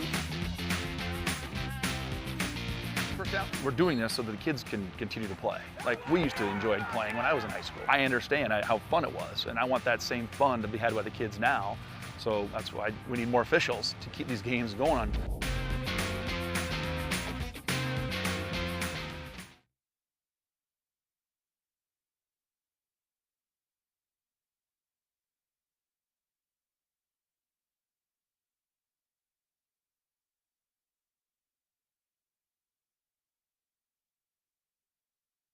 Fourth down, that touchdown play. Balloon has had a couple of big series, as this one's going to be bobbled around by Phillips. He will pick it up late and will be taken down at the 21. But you think of that couple of possessions, Cole Balloon, 2 possessions, 97 yards of offense. Yeah, highlight reel game for Falloon right now. He was putting on a show, and he just had some patience, and this could have been disastrous. Bobbling the kickoff return, almost into Southeast Polk's hands there on the kickoff coverage team. Okay, 7:42 to play here in the third quarter. Justin down by a couple of touchdowns now as Dowling Catholic. Still plenty of time here. Yeah, sure, and you got to think, you know, Southeast Polk scored that touchdown on a 4th down trick play. Okay, you have time, you have a possession, take your time, 1 score, you're back in it. The quick pass as they try to throw it to Jalen Thompson. It was thrown behind him, incomplete. Just can't press though, right? Yeah, you don't want to, force things, and you don't want to get too much in your head, and it can lead to incomplete passes right off the left shoulder pad of Thompson there. But just go with the game plan. It's been working. It's been successful. Continue. And Tom Wilson, the good thing about having a veteran coach, he's never going to get too high or too low, and the team feeds off of that. So they'll go as his demeanor goes. 2-step drop, and this is going to be dropped by Cooper Nicholson. And now Dowling Catholic, well, you can see the expression off of Nicholson.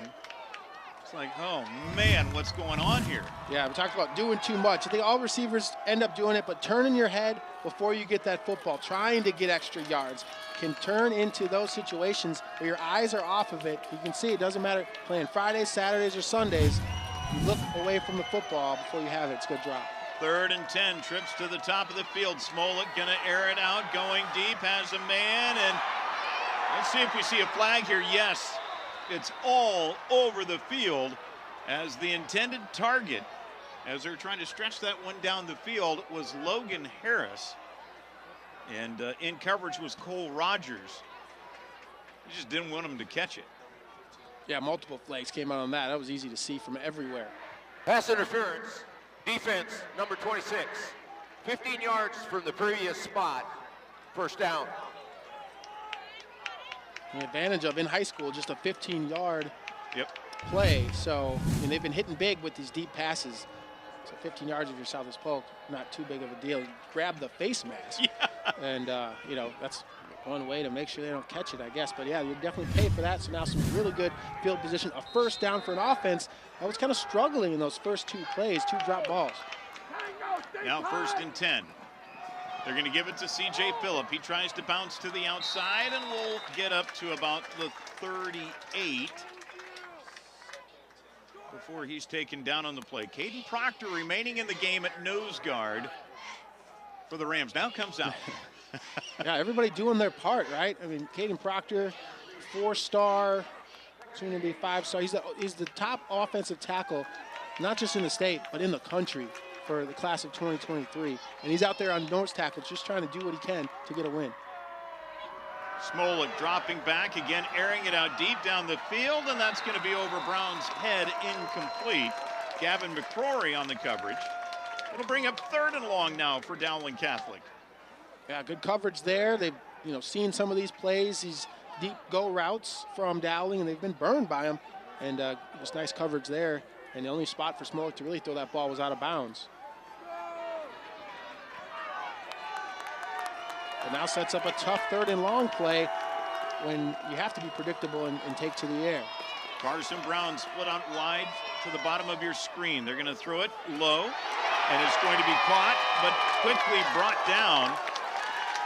On the play was Drew Wingett, shy of the 1st down marker. It'll be 4th and 4 with the ball at the 42. Yeah, and Southeast Polk has really done a great job of coming downhill and making these tackles. McCrory, who had that goal line stop before halftime, coming up here and making a big 3rd down stop, just like he did in that 2nd quarter. So here's John Cole, averaged about 34 yards per punt in the 1st half. And deep back to receive is going to be Abu Sama. And it's going to be Wampa, who will touch the football. He lost it, and Dowling Catholic has it back at the 20-yard line. Recovered on the play by the Maroons as they were able to pounce right on top of it.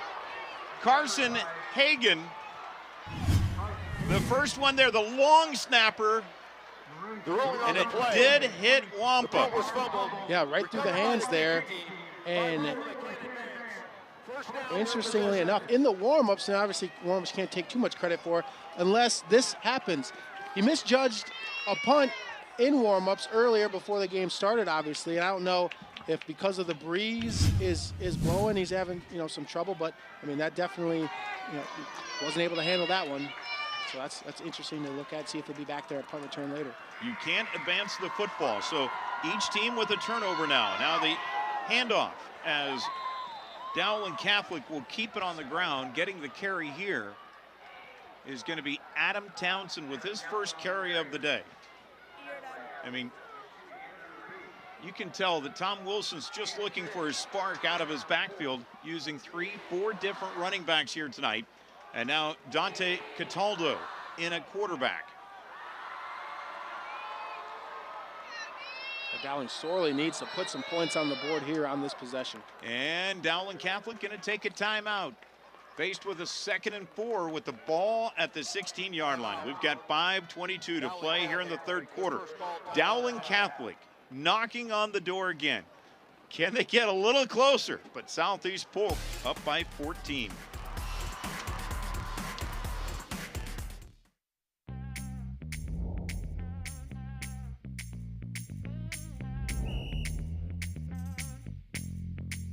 .62, Coach, 62. First down. We're doing this so that the kids can continue to play. Like we used to enjoy playing when I was in high school. I understand how fun it was, and I want that same fun to be had by the kids now. So that's why we need more officials to keep these games going on.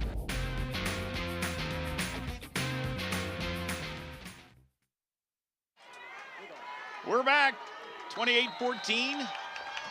2nd down and 3. Cataldo, play action, going to throw it out, has a man, and it's going to be caught. Touchdown, Dowling Catholic. You called it, Justin. Cooper Nicholson on the reception. Dante Cataldo threw the football here. Yeah, and this is a situation, I mean, you have to. You can't, go have him out there and keep going to the same old situation. Down by 2 scores and come out with this. A great job by Cooper Nicholson breaking that tackle, too. The goal line stand would have been tough because we've seen Dowling get stopped inside the 10 twice this game. Nicholson with his second touchdown reception on the night. The extra point by Diego Leon is up and good. And it's a touchdown game again after the turnover. Each team has capitalized off of each other's turnovers. As Nicholson, look at the nifty move. Yeah, just a little sidestep there, enough to get him by a great play. Nicholson on a flare route, kind of wheel route. They're thinking he's running a shallow, like a short route, and then he turns around, swivels his hips, and goes upfield. There's the Maroon crew over on that far side. A lot of cowboy hats tonight I see in the stands. Yeah, and this is a special night for Dowling, honoring one of their former coaches and also a coach at Grandview, Tom Barnabo. A year ago this weekend, he passed away, unfortunately, complications due to COVID-19. So a lot of these fans wearing flannel and cowboy hats and boots, something that Barnabo was known for. So Dowling coming into this game with some heavy hearts, trying to honor a coach that was taken far too soon.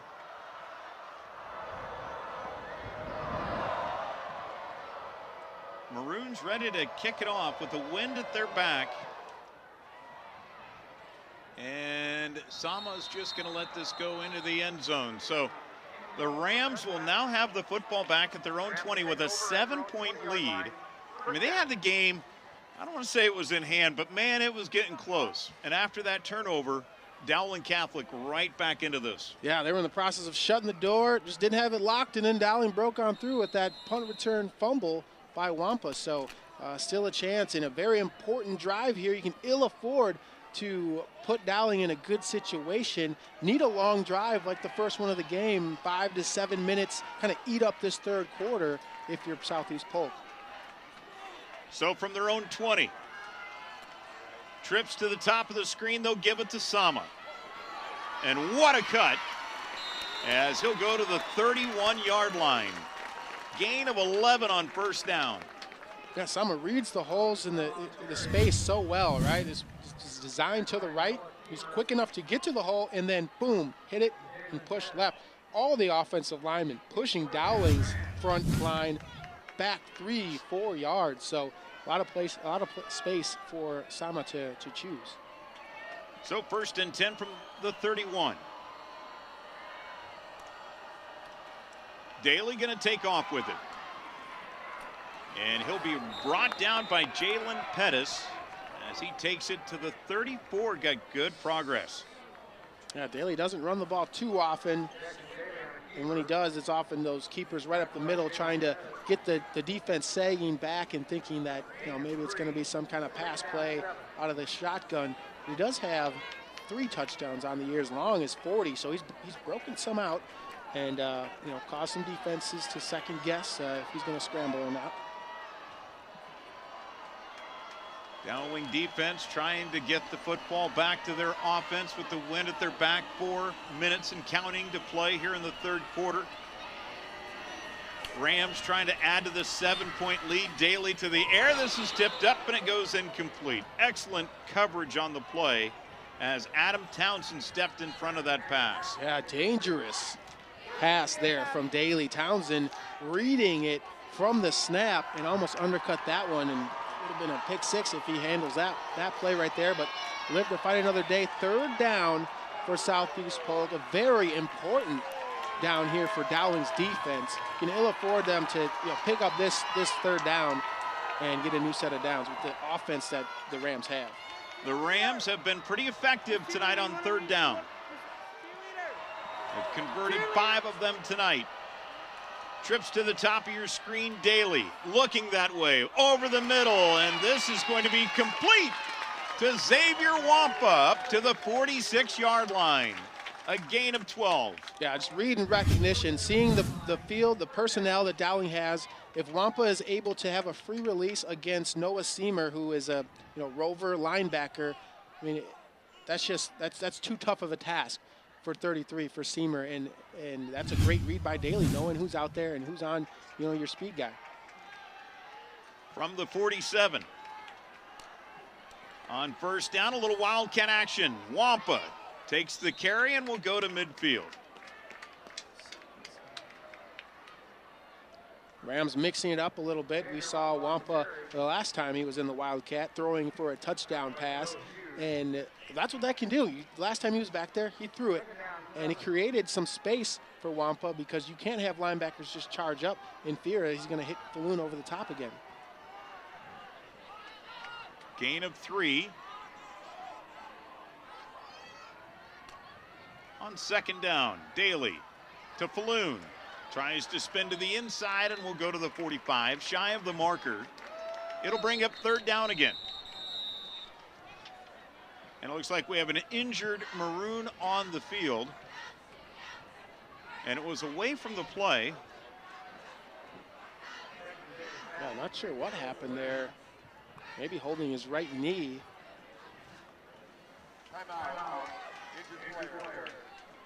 And a timeout will be taken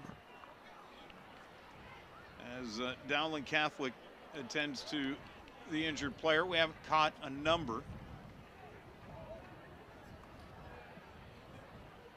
But here, 28-21, 2:42 to play here in the third quarter. It's been an interesting third quarter. We'll continue on with it when we return here on MC22.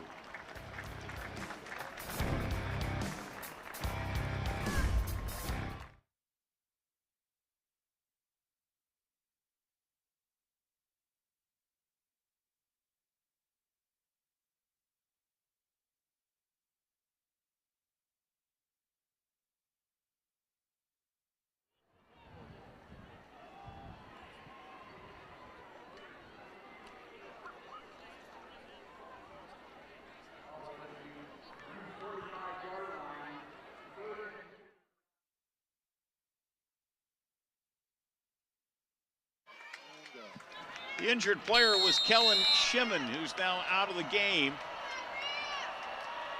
On third down and 3, the toss to Sama. He'll get the first down as he goes to the 41-yard line. Picked up 4, just needed 3. And the sticks will move for the Rams. Yeah, solid offensive play there. Just a toss to Sama. And you've got big Kayden Proctor at the tackle position, and Jordan Mitchell, who's done a fabulous job at the tight end spot of blocking all night long, clearing away. Sama had his pick, and he's hit that hole running head first for the first down. So 1st and 10 from the 41 of Dowling Catholic. Sama going to get the carry, going to try to follow Proctor, but boy, he ran right into Mata Brua, who just turned him right around. Yeah, good job by Broad, reading and recognizing the play there. Several Dowling players, Noah Seamer as well, doing a good job of collapsing that play before it could really gain steam. Once Sama's out in the open or to that second level, he's tough to bring down. Jared Rickey into the game to replace Kellen Shimon. 2nd down and 9. Daly with time over the middle, and it's going to be complete but shy of the marker. As crossing was Quint Christensen who made the catch, and it's going to bring up another third down. Yeah, Daly's had 3 slants coming on his right side and able to pick and choose which hole he liked. Obviously, he really liked Christensen there, and a great job of holding on to the football, and a good tackle by Blake Anderson stopping him short. 3rd and short situation here, and you got to keep your eye on the defensive linemen for Dowling, who like to switch and move a little bit and get in the backfield on these types of down and distances. 7 for 11 tonight is Southeast Polk on third down. Daly to the outside, and this is going to go incomplete. And it will bring up 4th down, but from the 33, and Brad Zelenovich, again with another decision to make, but I think he's going to go for it. Yeah, this is going to be one where you're going to go for, and you hope that you can pick it up. And you're not giving Dowling too great of field position, but the last kick return they had, they took it all the way down to the 10 anyway, so it's not as bad as that. And yeah, this is one where they've done a good job of hitting slants. You have 2 yards. You have a running back that has done a great job of reading and recognizing the holes. So they have some options here. 4th and 2 from the 33. Third quarter clock winding down. Daly going to give it and keeps it to himself on the read option, and he read it perfectly and gets the first down. as he crosses the 25 to the 24, a pickup of 11. Wow, what a great read by Daly there, dialing his own number, taking it himself on a very important possession. He's not waiting around for other players to make things happen. He took it himself and just, barrels down, takes the hit. And a score here will be huge, and that's what Daly was looking for, keeping this drive going and putting it in the end zone. From the 24, here's Sama. This time he'll get the carry, and Brua will be the one to greet him as he goes to near the 22-yard line.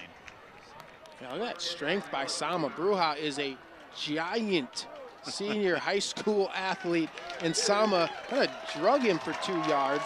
Great job by Bruja meeting him at the hole, but wow, the power. All right, 1 quarter to play. 28-21, Southeast Polk with the lead and driving when we return.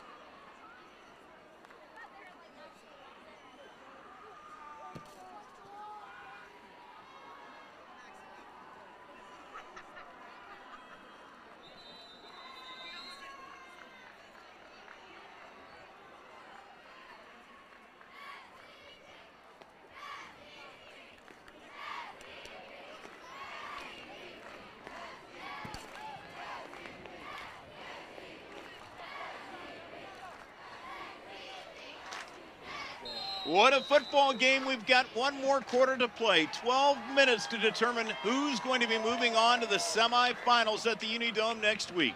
With Justin Cernsey, I'm BJ Shaven here on MC22. Little misdirection in the backfield, and Sama will be swallowed up. They're going to blow the whistle dead. No fumble as he was dropped back near the 25-yard line, so lost 3 yards on the play. And Southeast Polk has been so good on 3rd and 4th down tonight, now faced with a 3rd and 11. Yeah, strong stop here. A lot of people want to look at 3rd down and the big plays. Sometimes games are won on 1st and 2nd down. You pick up 4 yards here, 5 yards there, all of a sudden there's 3rd and 1.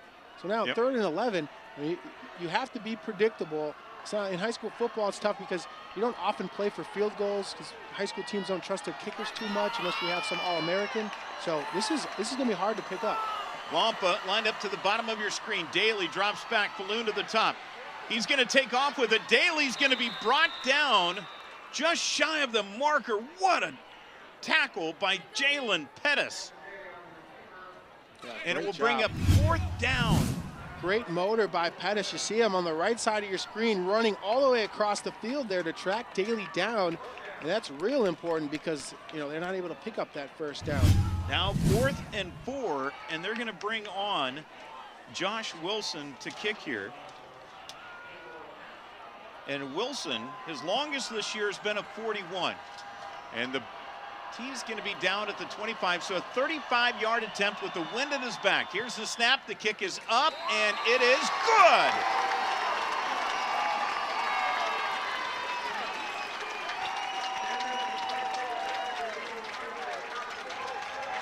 The Rams take a 10-point lead with 10:26 to play.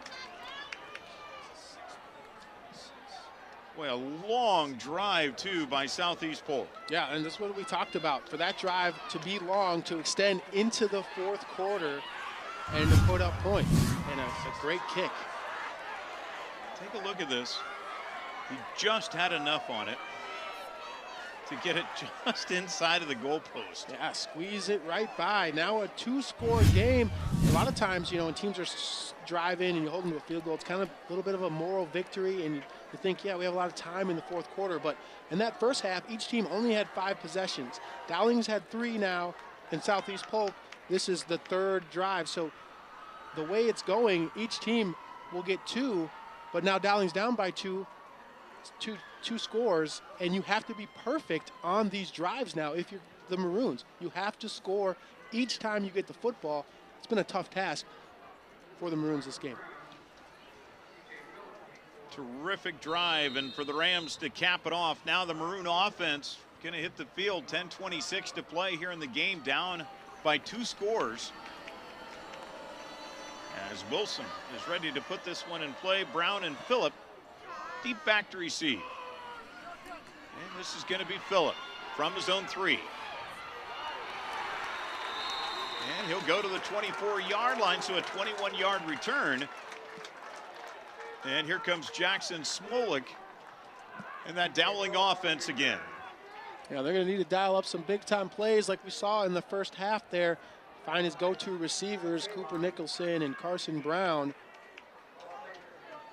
And you have to hope that you can find ways to manipulate the side of the field to get Wampa on one side and you can go the other, because he is a game changer and just waiting and lurking to end this game and move the Rams on to the next round. So from the 24s, Smolik back to pass. Pressure's on. Gonna just unload it and throw it out of bounds. There was a receiver in the area, and Carson Brown. But great pressure on the ends.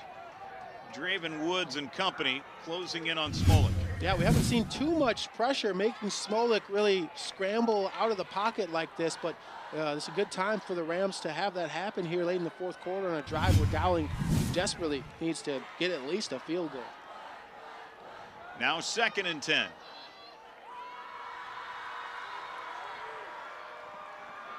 Smolik to the near side, and it's going to be caught. A minimal gain as it's hauled in by Jalen Thompson. Great coverage again by the Rams. Chase Aguina making the stop. Yeah, good job being all over that play as soon as Thompson caught the football, being there and not allowing any run after the catch. We saw how great Thompson can run with the football on that kick return where he almost scored on, but no chance right there. Big third down here on the shoulders of this Dowling offense. Cole Rogers was right on him. 3rd and 7 for Dowling Catholic. Pressure's on. Smolik unloads, and it's incomplete. Boy, coming in on the delayed blitz was Obal Nyankuru, and he flushed Smolik out of the pocket.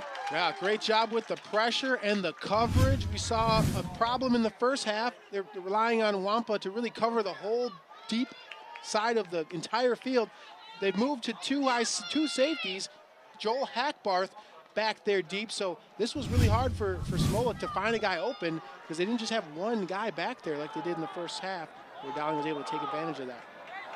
John Cole back on to punt. No pressure.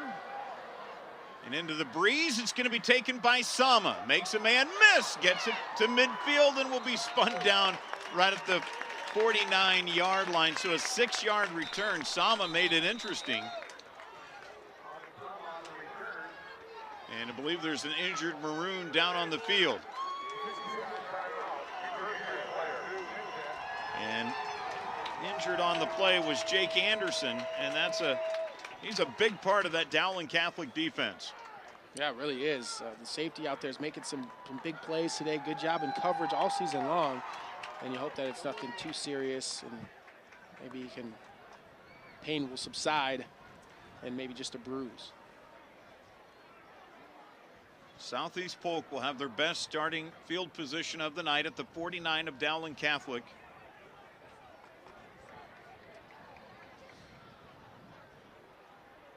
And it's good to see him up on his own power. Like he was the first one to hit him, and then he tried to plant and go the opposite way. His leg didn't want to. Yeah, kind of gave out from underneath.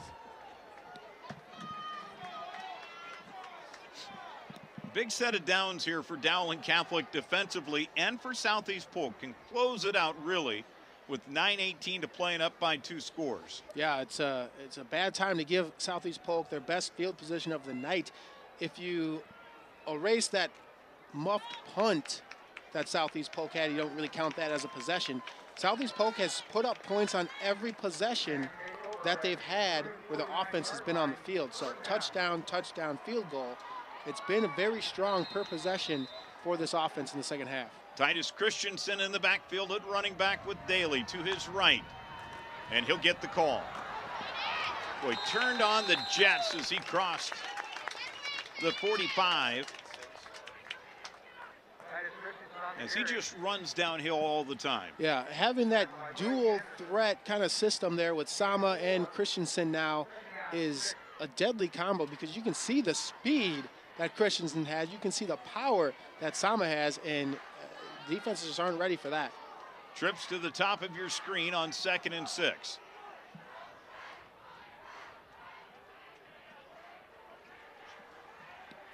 Southeast Polk just had a 14-play drive a moment ago, which they capped it off with a field goal. Now here's Christensen. He'll get the carry, and he'll be slung down on the play by Joe Hughes. He's just been a battering ram tonight for the Maroons. Yeah, Dowling doing everything they can to try to create some 3rd and long situations, and a good job of getting that tackle there, because another 3rd and 3, 3rd and 4 for Southeast Polk was almost a gimme tonight.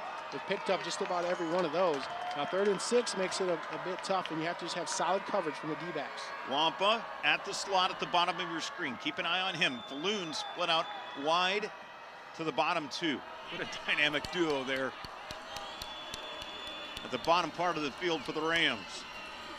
Daly gonna keep it on the ground. Christensen, and he'll sling forward to get the first down and a little more. Needed 6, picked up 8.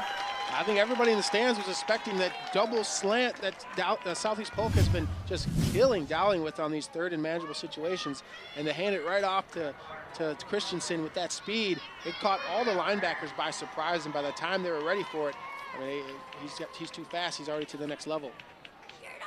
1st and 10 at the 37.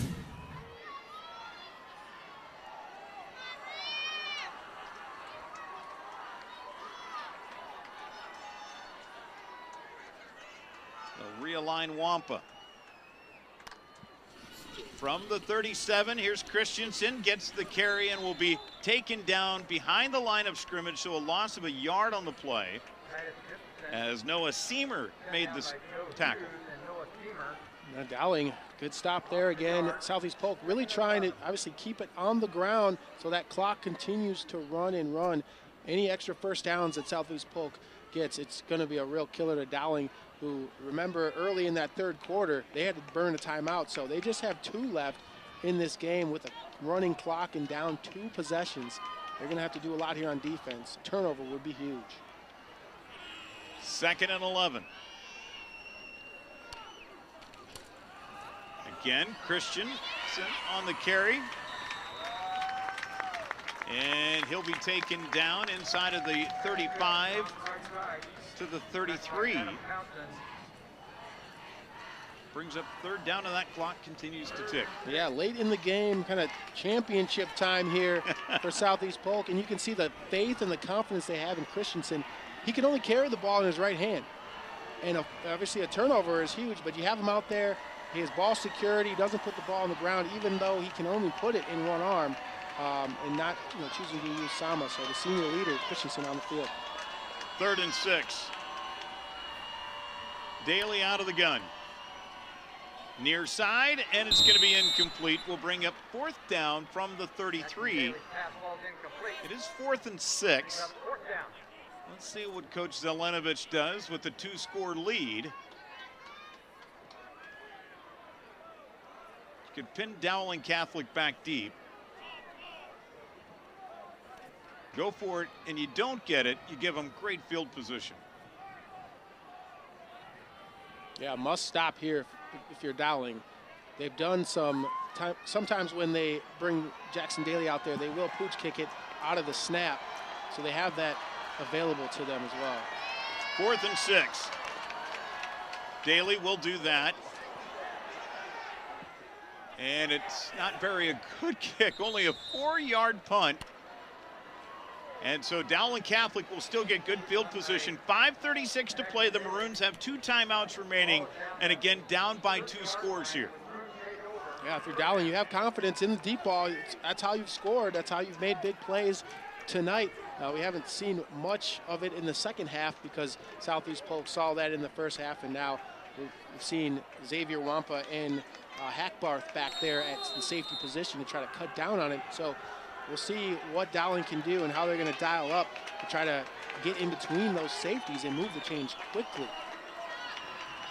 Jackson Smolik will put Brown in motion. 1st and 10 from the 29. Over the middle, Brown's got it, and he'll be taken down immediately as soon as he hits the 35. The clock will continue to tick. Andrew Reed was in coverage. Yeah, you can tell the halftime adjustment, it's making Dowling get it to their receivers short and quick in hopes that they can break some tackles. We didn't see any short routes from Carson Brown in the first half when they just had Xavier Wampa back there. And now they have to find other ways to get their playmakers the ball. On 2nd down to the outside, Brown's got it, but short of the marker. But he might get a good spot on this one. They mark him right at the 40. The nose of the football is touching the 40. That's all it needs to do. And Dowling Catholic will move the sticks. Yeah, and if you're Southeast Polk, I mean, you just have to tell the players, like, keep everything in front of you. Just be the deepest guy back there. Don't fall for any double fakes. Just let the guy, I mean, don't fall for any kind of play action. And they'll go to Cam Middleton. The running back will take it up to the 44. The clock continues to tick. Boy, Southeast Polk dropping 4 all the way back, including Xavier Wampa. Cover 4. Yeah, make Dowling move the ball down the field and waste this clock. A big play is so detrimental to this 2-score lead that you'd rather just let them drive down the field and waste time. Smolik pump fakes, flushed out of the pocket on the run, and this is going to be caught. No, out of bounds. Looked like Cooper Nicholson was going to bring that in, but could not gain possession before he got a foot down. Let's take a look. And, yeah, his right foot was out of bounds. Yeah, referee's on it just like that in real time. Just the best out there, making the calls time and time again. Huge 3rd down there. So now 3rd and 6.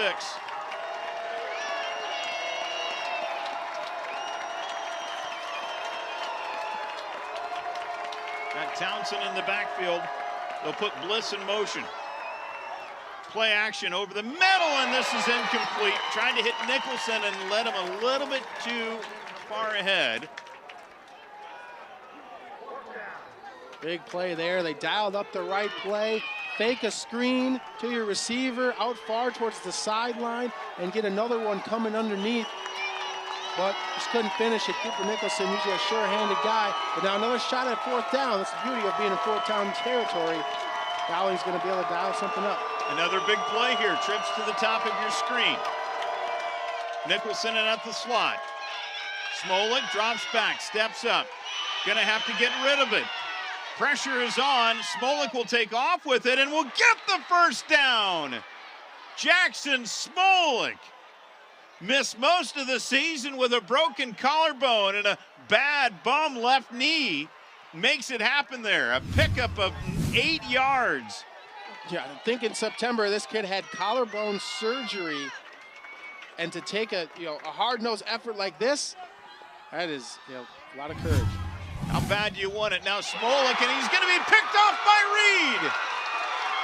Look out, Andrew Reed with a convoy in front of him, and a touchdown-saving tackle by Dowling Catholic, but the Rams, after the big 4th down pickup, force another turnover.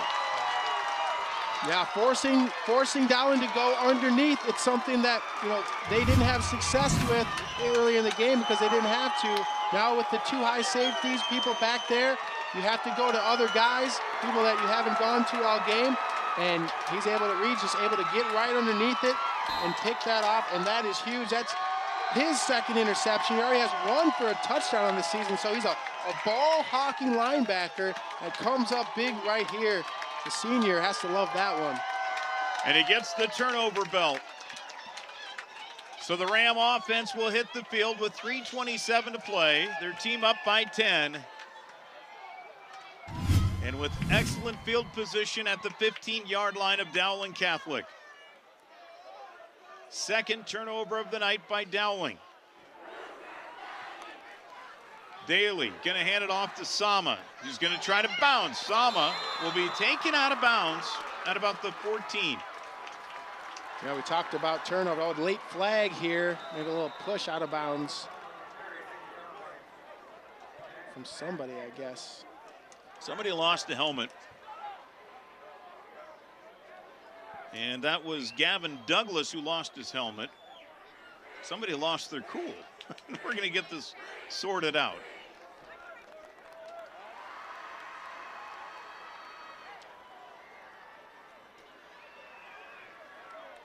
During the play, face mask, defense number 56. That 15-yard penalty enforced half the distance. First down. So now you compound the turnover with a 15-yard penalty. He's allowed to stay in the game as a result of the foul. His helmet came off. Okay. So Douglas will be allowed to stay in the game here because his helmet was taken off by Rumley. Good addition to the rule. First and goal to go here from the 7.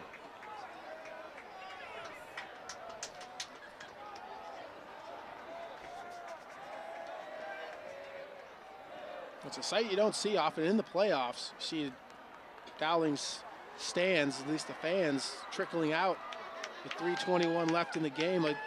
A school with a history of winning state titles and staying in through and through because they're used to hosting trophies. But still 3.5 minutes left, and a strip can happen with the ball hawking. DN Jalen Pettis. There's still some opportunities. Stranger things have happened. We have one of those nights here. First and goal to go from the 7. Daly gonna hand it off to Sama.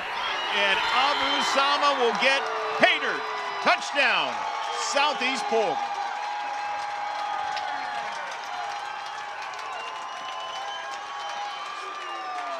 And that was absolutely needed to perhaps shut the door on a team that never gives up.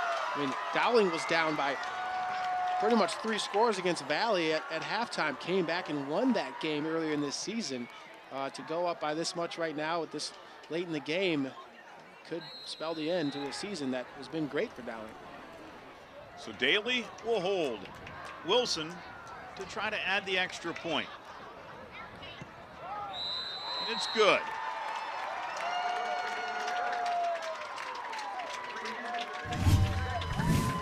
Couple of looks here at the touchdown here. The whole right side of the offensive line just caving down Dowling's defensive line. Such a great job all night. Parker Strong, Cade Borrood at center. It's been amazing to watch the line of scrimmage move so much because of those guys.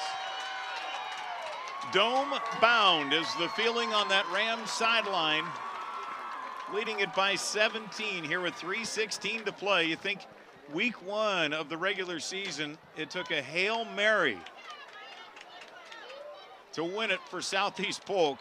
And now tonight, doing it in convincing fashion. This thing was tied up at 14 at intermission. Yeah, 2 unanswered scores by Dowling after being down 7-0 to take that 14-7 lead, and then Southeast Polk ties it up.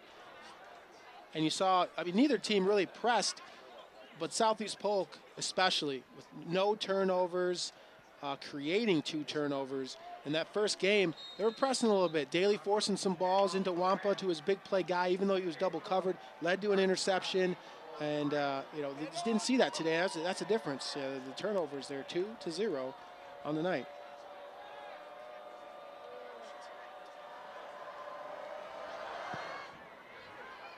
This kick going to be on the ground, and it will go out of bounds. So we'll see a flag. That's the the Rams, we knew they're going to be a very tough out. But tonight, especially in the second half, think a lot of people would have said, okay, how is this team going to do in the second half? How are they going to adjust? Ball will be placed at the 35-yard line. First down. But this team, I mean, they had a little razzle-dazzle, but they just played Ram football. Yeah, it was fun to watch for the Rams fans, especially. I'm sure Dowling would say otherwise.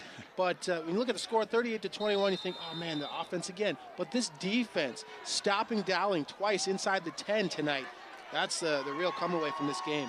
And the ears are just pinned back on that defensive line. Brown will get the catch. He'll get the first down as he crosses the 45 up to about the 46. So a pickup of 11. And Dowling still, fighting, trying to put up some points. 3 minutes left. Never say die mentality. They're trying to get to the pay dirt.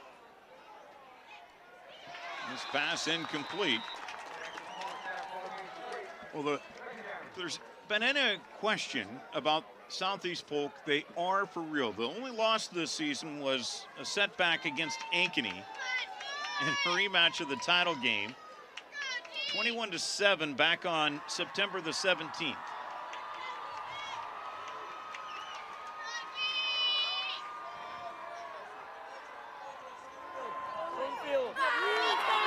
Quick catch made by Bo Gamble. He's brought down immediately. It'll bring up third down. Again, Reed on the stop. What a huge night tonight Andrew Reed has had. Yeah, it really has. He's been all over the field. Obviously, that interception pretty much closed the door on this game. And it's a tackle-first-minded mentality, a leader on the defense. He showed it tonight. The catch made to the out part of the field by Cooper Nicholson. And it'll bring up fourth down because he was unable to get to the 44. They marked him down at the 45. So 4th and 1 here.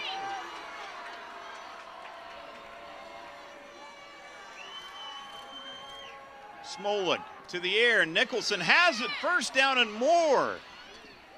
As he'll take it inside of the 35 down to the 34-yard line. So great job finding space. Cooper Nicholson on the slant in route, real short, shallow slant, finding a spot open where Smolik can get him, pick up that first down, and keep this drive alive, keep the season going for Dowling.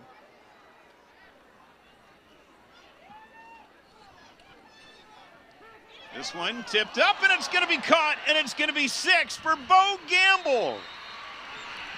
Nicholson tipped it. It's a 34-yard touchdown.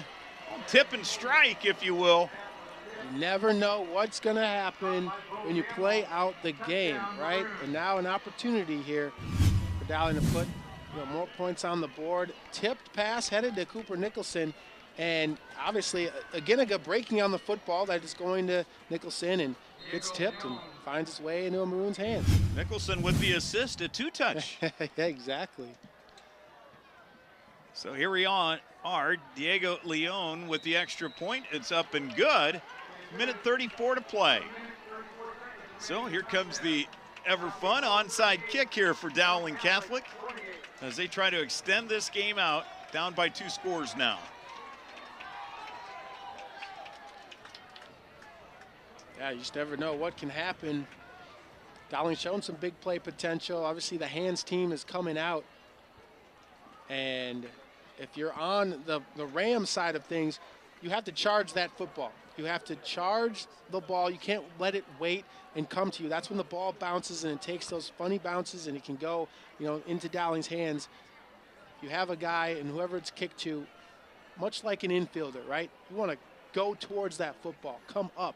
Don't let it take extra hops.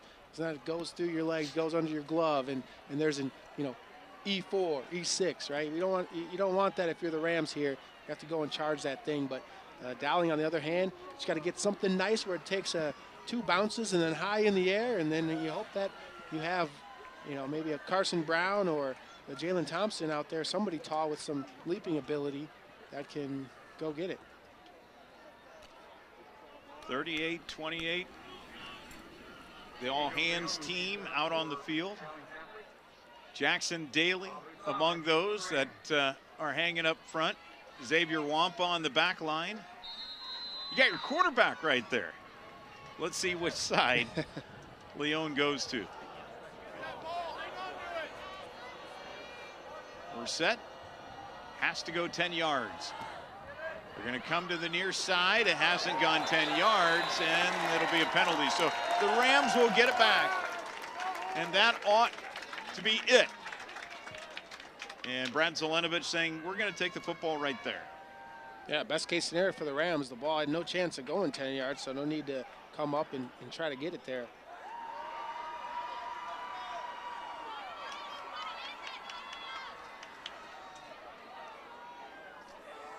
It went 8.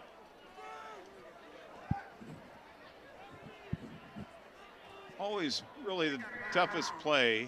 A penalty enforced from the spot it went out of bounds, plus 5-yard penalty, first down. To get it. So 1:34 to play. Maroons 2 timeouts, but this thing is over. And it's on to the Dome here for the Southeast Polk Rams. Could we have a rematch potentially in the championship round? But Central Iowa football, wow, so strong again. Sama gets the carry and brought down right at the point of attack. And Southeast Polk is going to burn a timeout. That was the signal. Okay, it got signaled the wrong way. Yeah, you got to burn the timeouts now. Hope for a stop. I mean, and then you have to have big play potential. You can't have another drive down the field, and you have to go for broke if you can get a stop here. Now, they got some playmakers that can do it, but credit to the Rams defensive coordinator, Pug Starchevich, who's done a great job of switching the secondary coverage, and it has locked down the Dowling receivers tonight in the second half. Sometimes coaches don't like to change, and they want to stick with what's got them here, but a smart decision by putting 2 safeties back there and not just letting Wampa man the whole sideline to sideline back there, because Dowling was clearly taking advantage of it, and a strong change at halftime that Dowling hasn't been able to work around. That's been the main difference here, with Dowling unable to kind of take the top off the defense and get behind the defenders.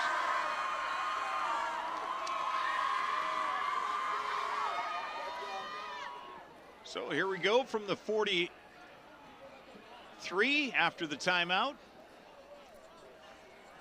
1:30 to play. We'll put Sama deeper as tailback. And he'll run right into the teeth of the defense, be brought down, and Dowling Catholic will burn their final timeout, maybe? Nope. Just going to go ahead and play this one out.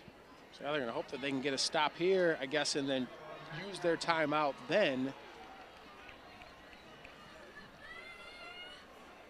But, hey, when you coach 30 years, you can use your timeouts the way you want. That's what Tom Wilson says.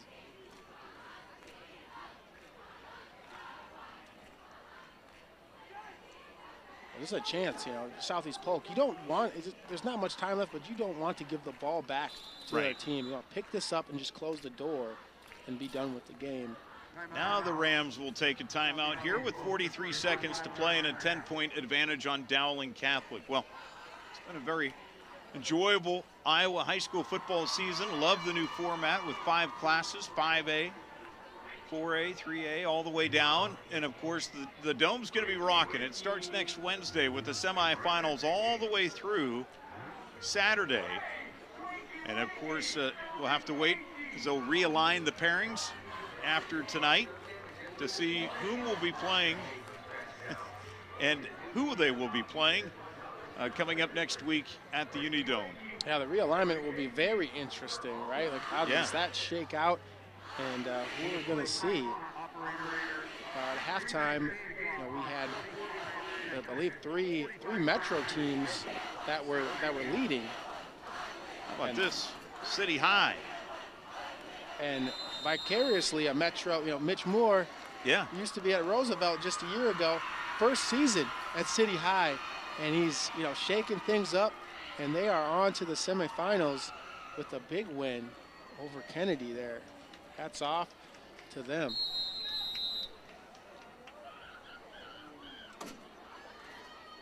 So here we go, 3rd down and 9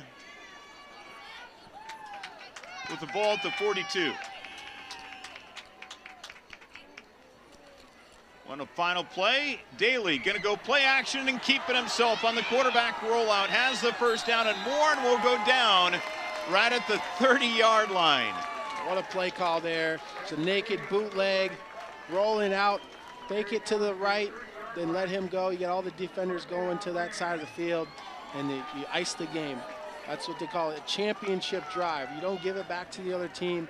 And this is the moment all these guys have been waiting for. Their first playoff win for school history was 2004. You know, to think that these kids grew up wanting to be Rams, and beating Dowling was probably a dream that people thought never would happen. They changed the culture here with the Rams. Brad Zelinovich talked about it, and this is a, you know, culture-changing win. Finally beat the dynasty of Dowling and move on to the semifinals. So Southeast Polk wins it by 10, 38-28. Valley also a winner tonight over Pleasant Valley, 40-14. And the Final Four is set. Southeast Polk joining them at the Unidome coming up next week. We'll have more when we return as you're watching the playoffs here on MC22.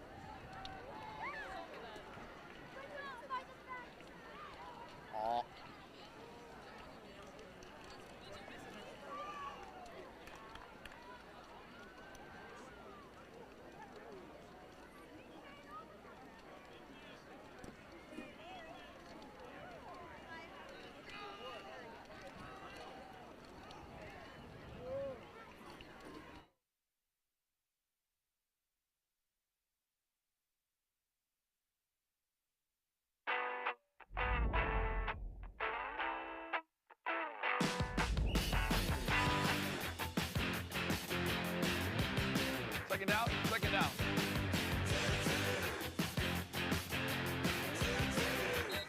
Try it. I think you really like it. I tried it, and so here I am 17 years later. I love it.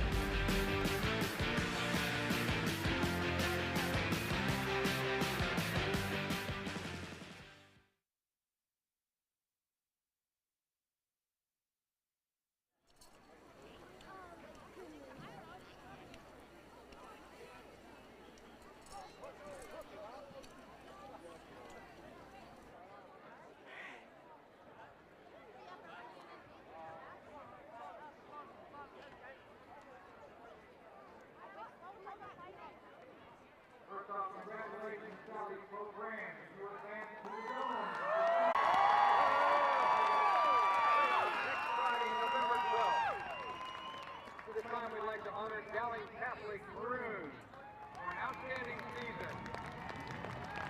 Medals and trophies that you are receiving are in recognition of a great season. Congratulations on making it to the playoffs. Thank you.